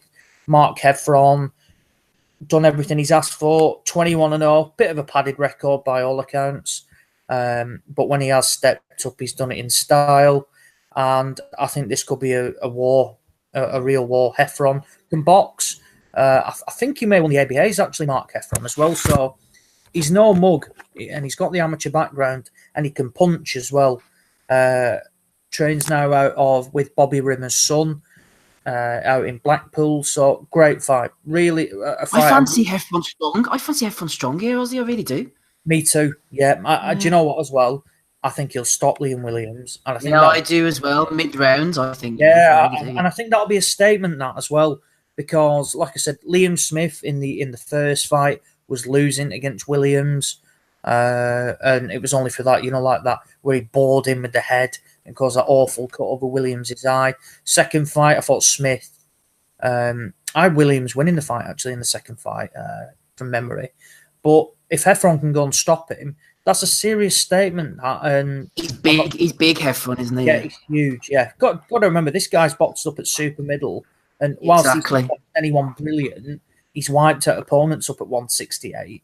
So he's dropping down and he looks good at the weight as well. So good fight this, really looking forward to it. So overall, good undercard, solid undercard, good night of boxing. Get there early and you'll be leaving late in typical Warren style. And just briefly as well, Ozzy, you mentioned Martin Murray was drinking at the Last Chance Saloon. Also, David Price on the same night will be sitting at the same bar with him. Who would you rather see get a big opportunity at Murray and Price, the Last Chance drinkers? Oh, Murray without a doubt. David Price has had his opportunities and fails to take them. At least Murray, to be fair, when he boxes, I mean, like I said, Price against that Russian guy claimed he went into the fight with an injury. Fuck off. You keep getting all these opportunities and then you go into a fight with an injury. Do one. At least, like I said, Martin Murray, pretty likeable guy, gives it his all. Unlucky in a couple of fights. I think, was it the Martinez one out in Argentina? He should have been the lineal champion. He beat Martinez. Yeah, for me he did as well. And probably, it sounds stupid, but probably a career highlight for him.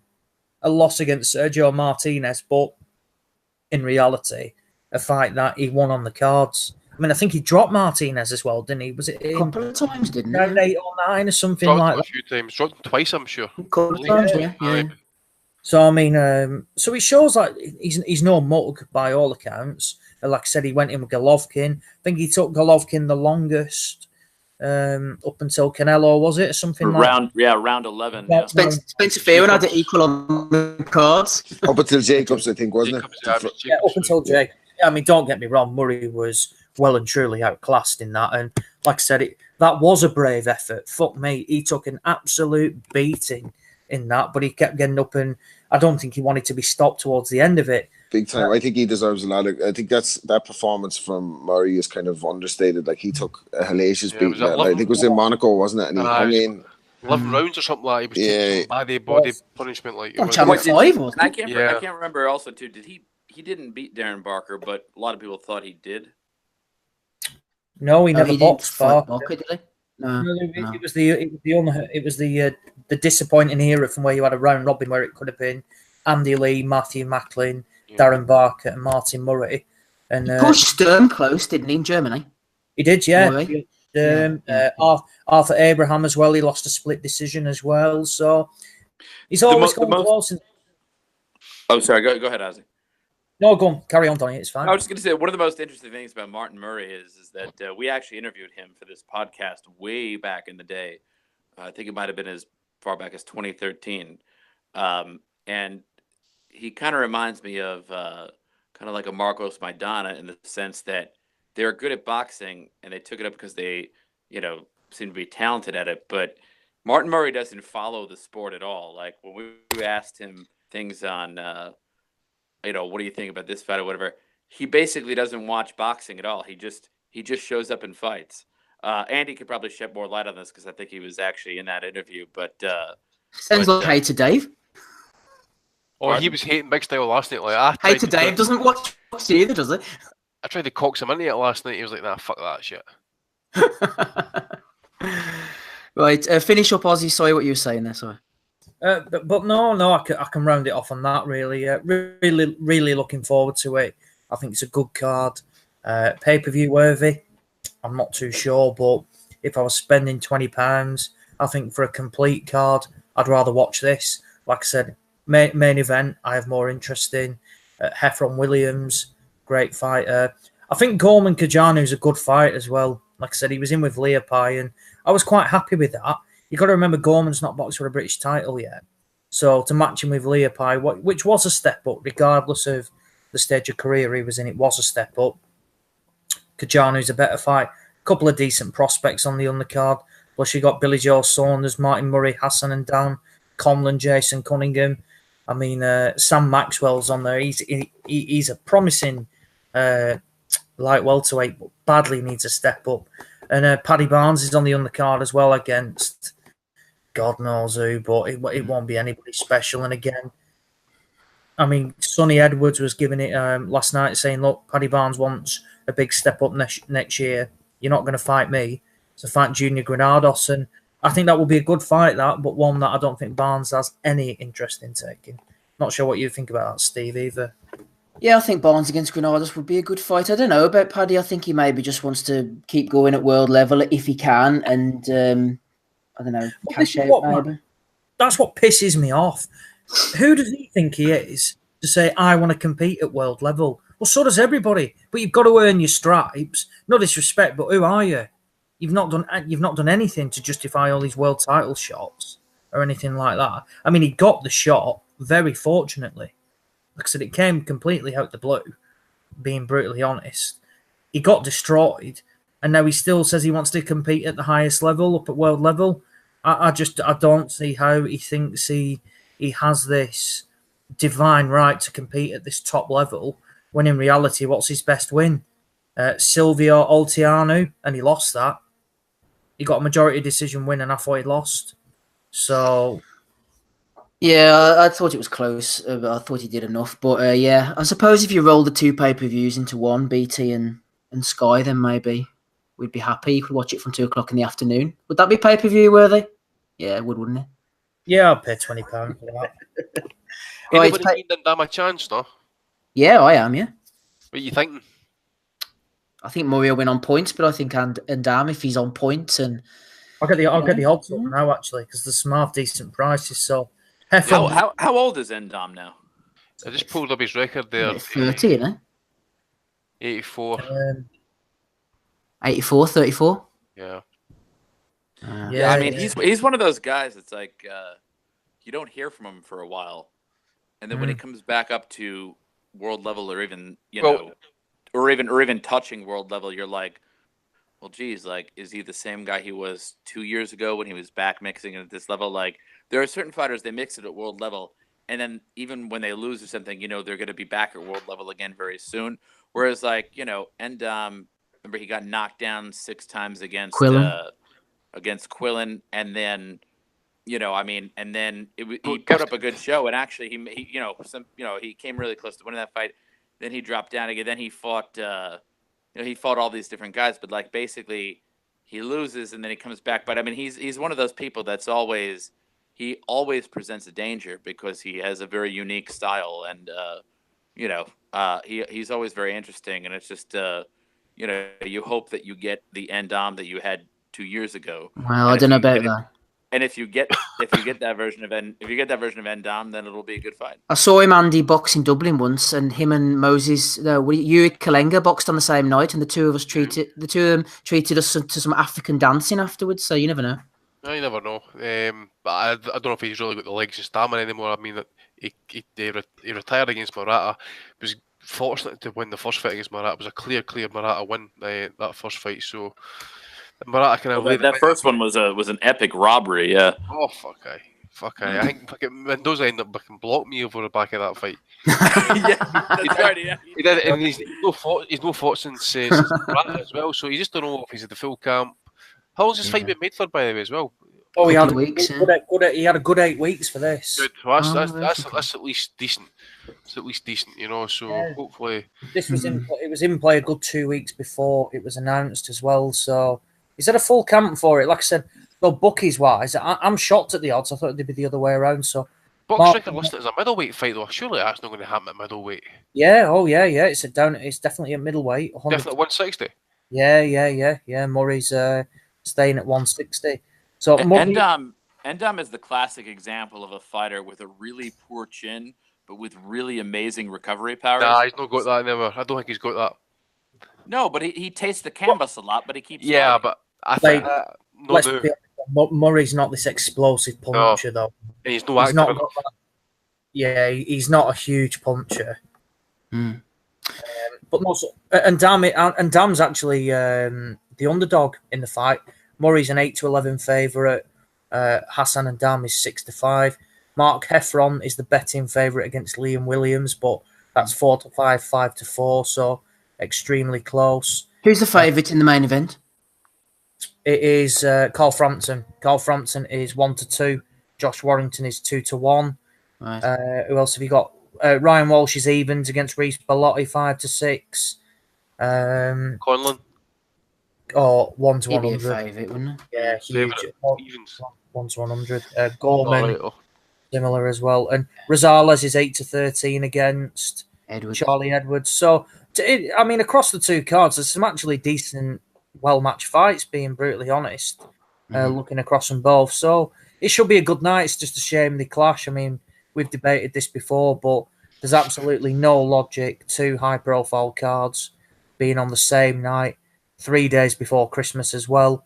And it's only the fans that suffer. I mean, I won't be spending 40 quid on 2 pay-per-view cards, and I suspect a hell of a lot of people won't. And it's only the fighters and the promoters that'll suffer, nobody else, as well as the fans. I'm always against 2 pay-per-view cards squaring off, but if there was ever a time that I thought that they should, and when I would be really morally satisfied if they did, would be if Tyson Fury and Deontay Wilder rematched on April 13th in the United Kingdom, right? And then just That's did the plan, on the isn't same it? night That's the plan, as yeah. Joshua versus White or whatever, just to see who would get more buys, because you know how that turns out. You know how That's that the shakes plan. out. Warren is going for that. Yeah, he said I think he's trolling. He's going to be You reckon?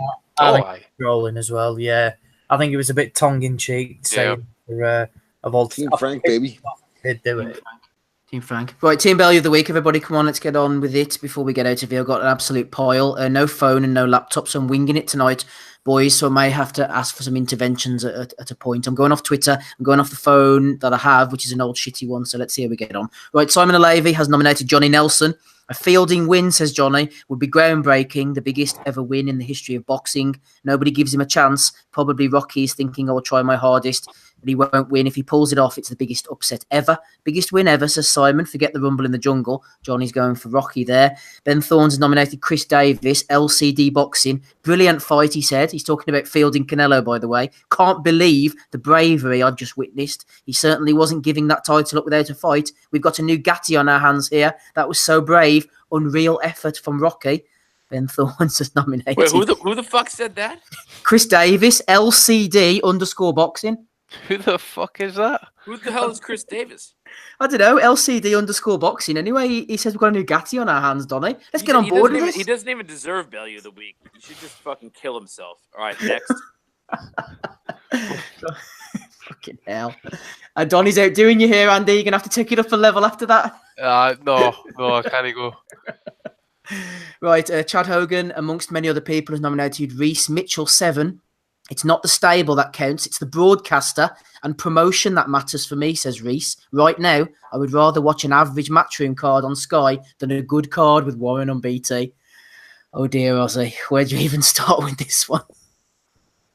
Oh, this wanker can fuck off. John Evans threw it in as well, didn't they? Oh, yeah. I mean, it just highlights the modern-day boxing fan that is supporting a promoter and stable rather than the quality of fights. I think he went on to say that I'd rather watch a mediocre Matchroom card than a top-class BT card because it's Matchroom. This guy can fuck off. He could be trolling, eh? He's not even being deadly serious. He's a fucking nutter. He's a loser. That's what he just fucks me off. People like that really winds me up. Reese Mitchell 7, everybody. Reese Mitchell 7. Cy Thompson was talking about Eddie. Eddie's got really.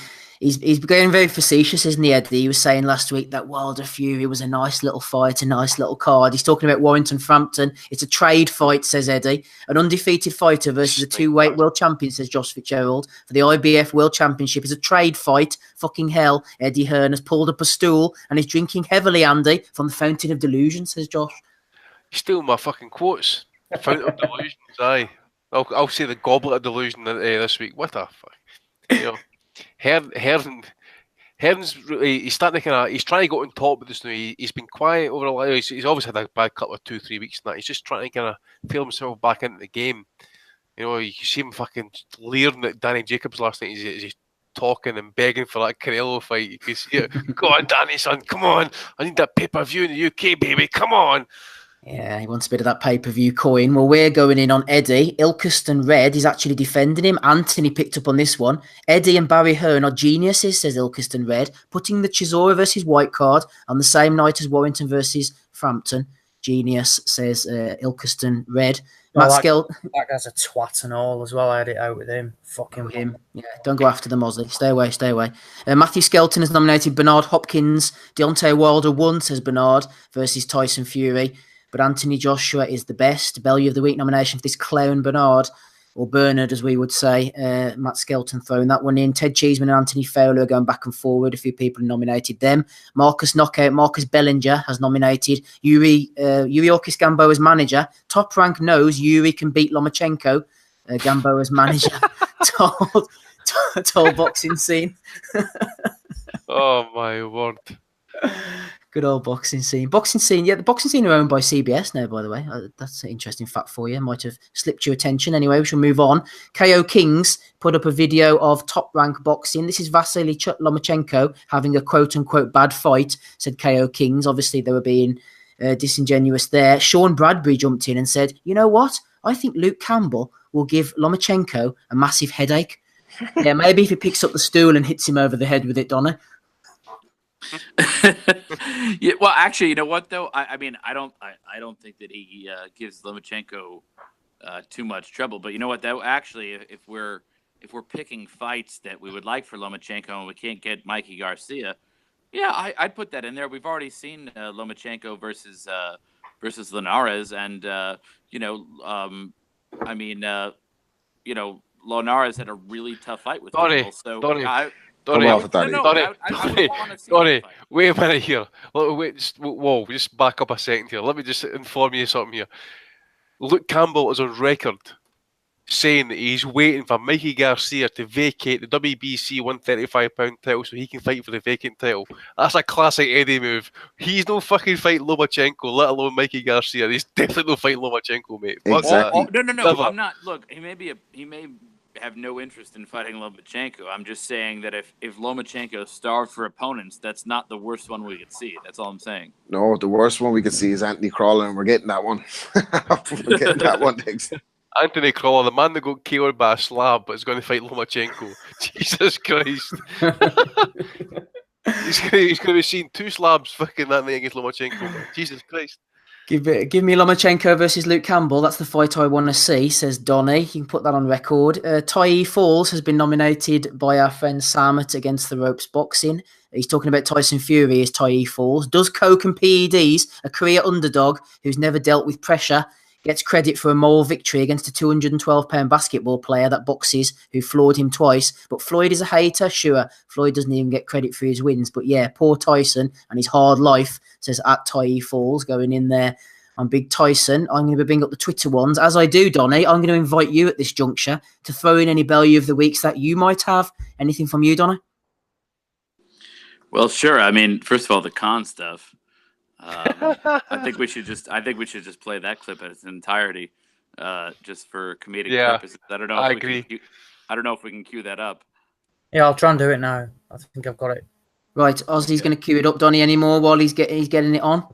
Yeah, there was one more, but I need to find it. I actually said, just give me a moment, keep going, and ask other people. I'll find the other one. Do you want to do that now, Ozzy, or should I carry on? Yeah, I can try it now, see if it works. Go ahead.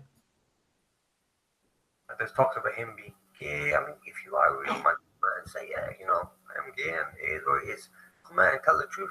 Speak out about it. Don't be afraid, because he's only just, I just don't get the guy. I think he's very confused, leaving his trainer, Dominic Ingle, and then coming back to him. I mean, I just don't know what's wrong with him. He's all over the place at the moment. Does he really want to fight? I mean, let's hope he gets past this fight. Let's see where he is. But if he's a confident man, he needs to come out and tell the world, people know about it. People know who he is. Come out and tell us what happened. What happened when you got stabbed that time? I mean, it was a guy. You tried to get on with some poor guy. I wasn't there to see it. He's living a crazy life, so maybe that's why he's dying for this fight against him, because he knows that that's a big payday. I love the way he says, I wasn't there to see it. The best thing, though, is that I've just watched the video and he has like this smug grin on his face when he's talking about it. I hadn't heard that. That's class. Amir couldn't see it because his Skype connection was bad that night, so he didn't get to see it. Like, Seeing context, it had absolutely no relevance. The fact that he got stabbed, the fact that he could be gay, and the fact that he left his trainer, there was absolutely no relevance to what he was saying. He's some nerve to be slating over anyone over leaving a trainer, by the way. Yeah, but that's brilliant though. Can't doesn't give a fuck. He gets his tajiri on Skype. he claims that his missus got absolutely annihilated of Anthony Joshua, right? Don't forget, infamously propositioned Letitia from the Valleys for a Andy, threesome and wanted to pay her 300 quid. Andy, if you really think about it, though, that's exactly who Amir Khan is, right? Exactly. Like, See this like, again. wait. But he has all these vulnerabilities, right? Like someone could attack him on the Skype thing and jerking off with the girl and whatnot, and people could say, okay, well, your wife fucked Anthony Joshua, whatever. Like, he has no defense. His chin's straight up in the air, right? And yet he's still, all he does is just throw these bombs at this other fighter without any regard for what might be coming back at him in the other direction. That epitomizes both his personality and his fighting style. That's class, Donny. A great Well metaphor said, for his well life. Oh, well done. That was brilliant. I'm glad we played that. I hadn't heard that, so well done. And by the way, I also remember the other Billy of the Week that I was going to throw out there, which was Dave Allen saying they were like, "Do you have any opponent lined up, in the next month or whatever?" And he said on Twitter, "quote, the only opponent that I plan to be fighting in the next few weeks is all the food that I'm going to be eating over Christmas." He's like, my only opponent is going to be diabetes. So I know why I'm picking that one.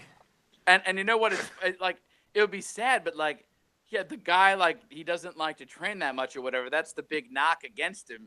And he's basically just embracing that wholeheartedly, just being like, yep, I'm fucking fat, and I sell lots of tickets, and I fight guys, and I lose fights or whatever. And like, he just doesn't care. Like, he has he doesn't give a fuck, period. And I just thought that the fact that he said he was going to be fighting diabetes this Christmas was worthy at least of a nomination. Well, talking of Dave Allen, we've had a couple of nominations, one in from Sam again and one in from Editing King as well. NDL Liam and UK Boxing 5 have gone in league to bring back Prize Fighter on the computer. Who would win in an 8-man heavyweight tournament between Dave Allen, David Price, Hughie Fury, Nathan Gorman, Daniel Dubois, Joe Joyce, Lucas Brown, and Carlos Takam. I don't know where he's got this list from. And NDL Liam jumped in and he said, gonna get a generator to make matchups. Then I will make a thread on how this tournament goes down.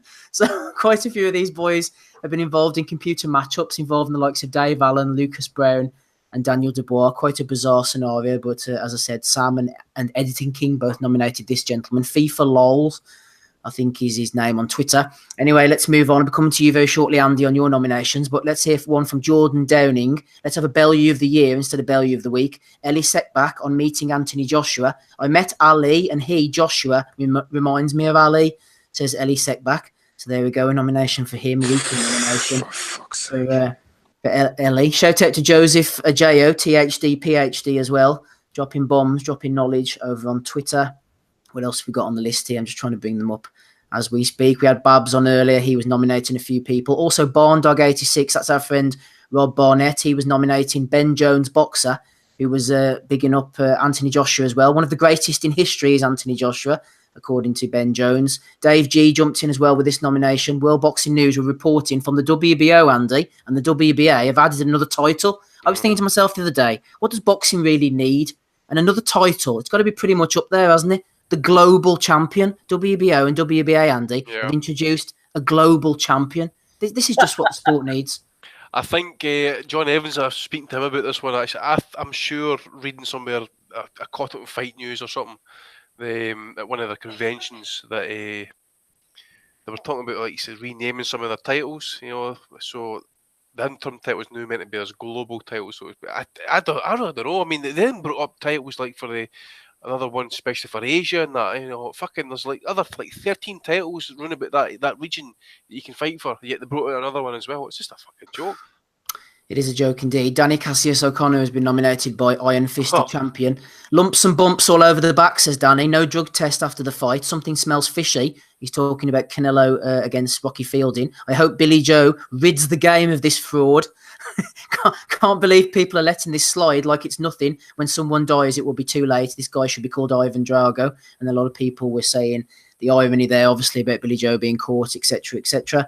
Kieran Nelson has nominated Mark Manning. Those suggesting Fury for Sports Personality of the Year, which I think was tonight, must be the same people who voted for Jedward and Chico in X Factor. No idea about this, but anyway, would rather someone who had talent won it, said Mark Manning. We also have a nomination. Daniel Stone, he was going on me. James O'Connor has nominated Boxing Kingdom 14, who were talking about a Facebook post. Canelo is ducking Dillian White and Derek Chisora, apparently. Obviously a casual there. Jay Byrne was talking about Billy Joe Saunders against Canelo at middleweight. Boxing Fanatic said Eddie Hearn isn't involved with either of these fighters. De La Hoya and Frank Warren is who we need. And Max jumped in with a laughing emoji. Canelo has just signed his biggest fight deal ever with DAZN, which is run by Eddie. So that's that.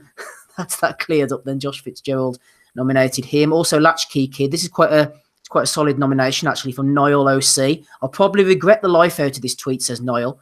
But Rocky Fielding beats Canelo on Saturday night. Canelo isn't a super middleweight on any planet, and he's fighting a big one who can really hit, who hasn't killed himself on the scales with a catch weight like Julio Cesar Chavez Jr. So Latchkey Kid nominated Niall, who was picking Andy. Rocky Fielding to beat Canelo. Don't know how that one ended up for him. Any nominations from you? Yeah, I'm just going to go and grab my phone actually because I want to try and get that broad that said. Wait. Before Andy goes, could I just add a few? Ooh, yeah. Yeah, on you go. Okay, so first of all, Fielding says he has no regrets because he dared to be great. I'm sorry, that performance, Khan versus Canelo, dared to be great. Fucking Roberto Duran moving up to middleweight against Marvin Hagler, or I'm sorry, I just don't know if that was a dare to be great type of performance from him. Let's see. We also have. Wait, there's another one here. Let me just find it. Sorry. For me to throw one in, Donnie, while you're looking for Wait. No, there was a really good one in here. Let me just, I just have it. What the fuck up then? This is going longer than a Frank Warren show. Will we get out before 12? That's the question. All right, go. Go on, Donnie. Have you got it? No, wait. So, fuck, where did it go? Damn it! My phone is not cooperating with me right now. Go and mute him. Right, please. fuck him off, Andy. You play yours. Right, here it is. This is this idiot commentator for last night. I'll just turn the volume up on this one.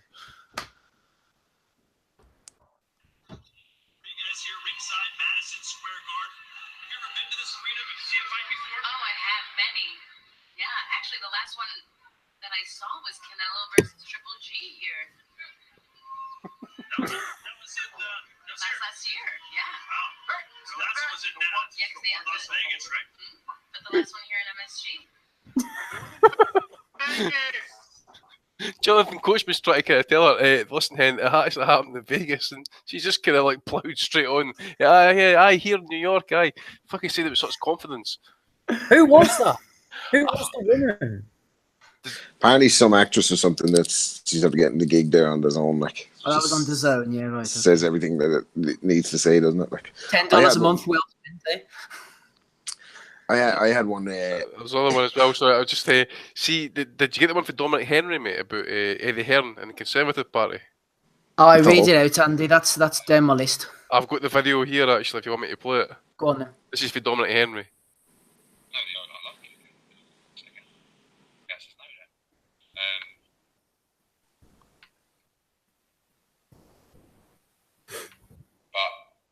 Boringly, my answer is I just keep my nut down and work as hard as I can. Who do you vote? Yeah, vote Conservative. So basically, it says that Liverpool's his second. Told me he still goes and votes Conservative. Voting for Brexit. He doesn't care. Also, the Australian stripper guy Zarafa said the only problem that I had in the Kell Brook fight was that I had him hurt and I just didn't let my hands go.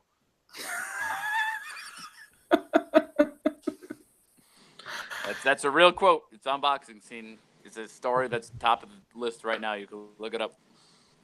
Maybe he hurt his feelings. Aye.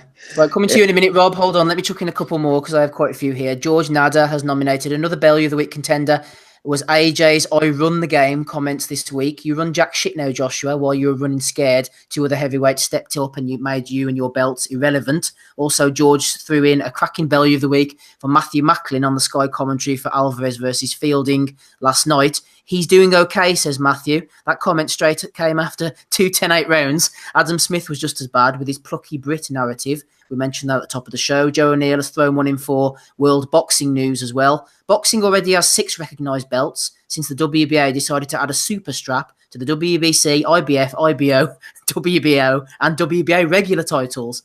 I'll get on to Usyk and tell him he needs to beat Babet Shumanov and Kevin Lorena before he can call himself the undisputed cruiserweight champion, says Joe. Well said, Joe. Chad Hogan has nominated Joey Cooney as well. Love what Eddie Hearn is doing for boxing. Man of the people, says Joey Cooney. There you go, Rob. He's a man of the people. He's old Eduardo. Yeah, well, he's definitely on the US assault. He probably bought Jerry Cooney a drink at the bar, like, and that's what he's talking about. But had to nominate Eddie twice this week.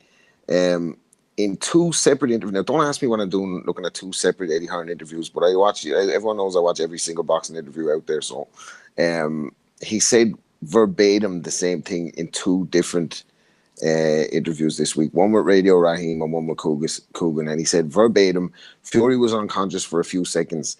This fight, one of these opponents will be asleep for minutes. This is the most brutal fight we'll see, with 2 guys who can hit and who can be hit, who both come forward and have no fear in them. Talking about Wilder and Joshua. He said that exact same thing twice in 2 different interviews.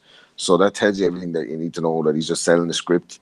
Yeah. And that he's no intention of making that fight, that Wilder Joshua fight. That is not real, like, that's smoke and mirrors.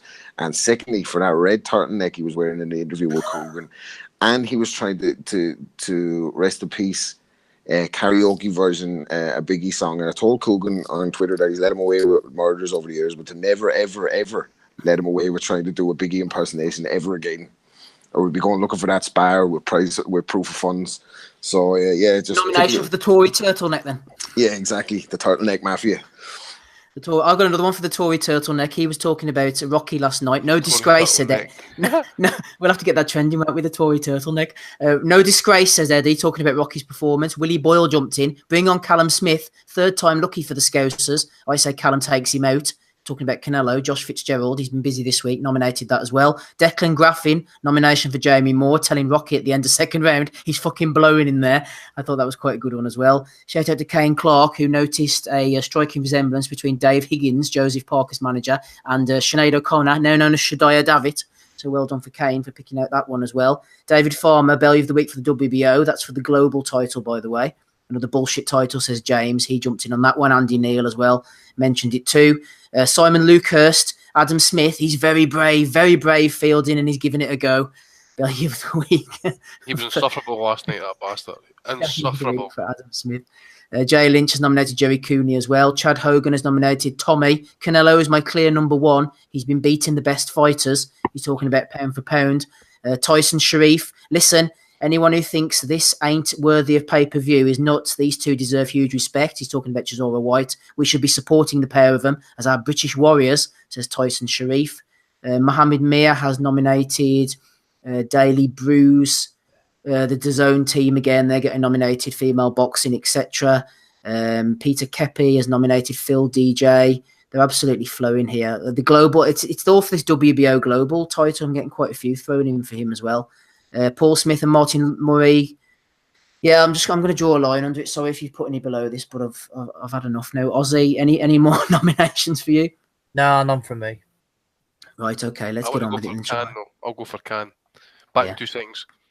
No problem, Andy. Who are you going for, Donny? Who's getting your vote this week? I think it has to be Khan, although actually, like I said... admiration for Amir. Yeah, I was going to say that it's for Khan and really for Brooke too, though, because he's so pathetic that, like, his whole career has really come down now to like gay trolling from Amir, and he's got no place to go. So really, I think they deserve a joint Belly of the Week, and it needs to be settled in the ring as to who the real victor is. But I go for Amir and Brooke both. Yeah, I am as well. Late nominate. Well, this was one of the early nominations. Michael Montero put it up. It was the ESPN pound for pound top 10 rankings. Chad Hogan and a few others got jumped in on this. Wilder at 10, Sorung was at 9, Usyk at 8, Inoue at 7, Spence 6, Garcia 5, Golovkin 4, Alvarez 3, Crawford 2, Lomachenko 1. That was the list. Chad wasn't happy about that. Rob, who are you going for? Is it Amir for you this week? Stellar performance from him. Yeah, I think it's got to be Amir, especially seeing as the fact that he's more likely going to take the Crawford fight, isn't he, than this Brook fight? Like, so he's kind of inadvertently outed Kell without fighting him, like, isn't it? So yeah, although I kind of thought it was bad fun for Amir to do that, and I know it was funny, but Kell's business is his own business, like, isn't it? And you shouldn't be calling a fella that stabbed someone a poor fella. Really the best line in that whole clip is like he tried it on with some poor fella. I mean, I wasn't there, like, but some poor unsuspecting fella just was on the other end of Brooks' stiff one eye. But just to clarify, that Amir wasn't clinging off the balcony at the time. The telephoto lens. Who are you going for, Andy? Oh, Amir Khan, definitely. I wasn't there, Gov, but so I heard. Rounded off, Ozzy, Amir for you as well? Yeah, it's got to be a full house. But that saying, though, I want to applaud Khan for this video rather than giving him an award for mocking it. But shout out to the guy who supports Matchroom, obviously, #1 season ticket holder, supports the brand, not the fighters. So yeah, he gets. Yeah, he was actually golden. That guy. Yeah, that was. Was he trolling though? I thought he was. He wasn't. No, I thought he was taking the piss. Was he? He is legit. Wow. Next, he'll be getting a Matchroom tattoo on his leg or something like that. I tell you what, it's only a matter of time before someone gets Eddie's face tattooed on their nipples or something, isn't it? Yeah. Oh, that's gonna happen. I know. Well, seeing that he wears this turtleneck, there's a couple of interesting tattoo options that fellas could go for if they're so inclined. But anyway, leave that for another day. Yes, thank you, Rob. Thank you, Rob, indeed, for coming on and joining us from your holidays. Much appreciated. Rob Kelly there. Ozzy Smith was on with us as well, so was Andy Patterson. And also good to hear from Donny Baseball. Merry Christmas to everybody, etc., etc. Thank you for joining us throughout the year. We'll see you soon. Not going to say next week, but we will see you soon. We're working on it at the moment. Also, thank you to Michael Jennings for jumping on as well. Always good to hear from him, and to all the contributors, the panel members, the interviewees, everybody who's joined us over the year. Hopefully you've been enjoying it even. We will be back at the end of January time. I think it is back live again. In the meantime, speak to you all again soon. We're all at the show next week, by the way. Ozzy's there, I'll be there, Ben's there, the Guru should be there. If you want to say hello, headbutt one of us or give us a hug, I don't know, whatever, we'll be around Manchester, so give us a shout. I know a couple of the guys on Twitter have mentioned it, like we'll entertain you maybe in person, who knows. Give us a pat on the back. Thanks for reminding me about that, Ozzy. I've been Steve Wellings. As always, we shall speak to you all again very soon. Good night and bye.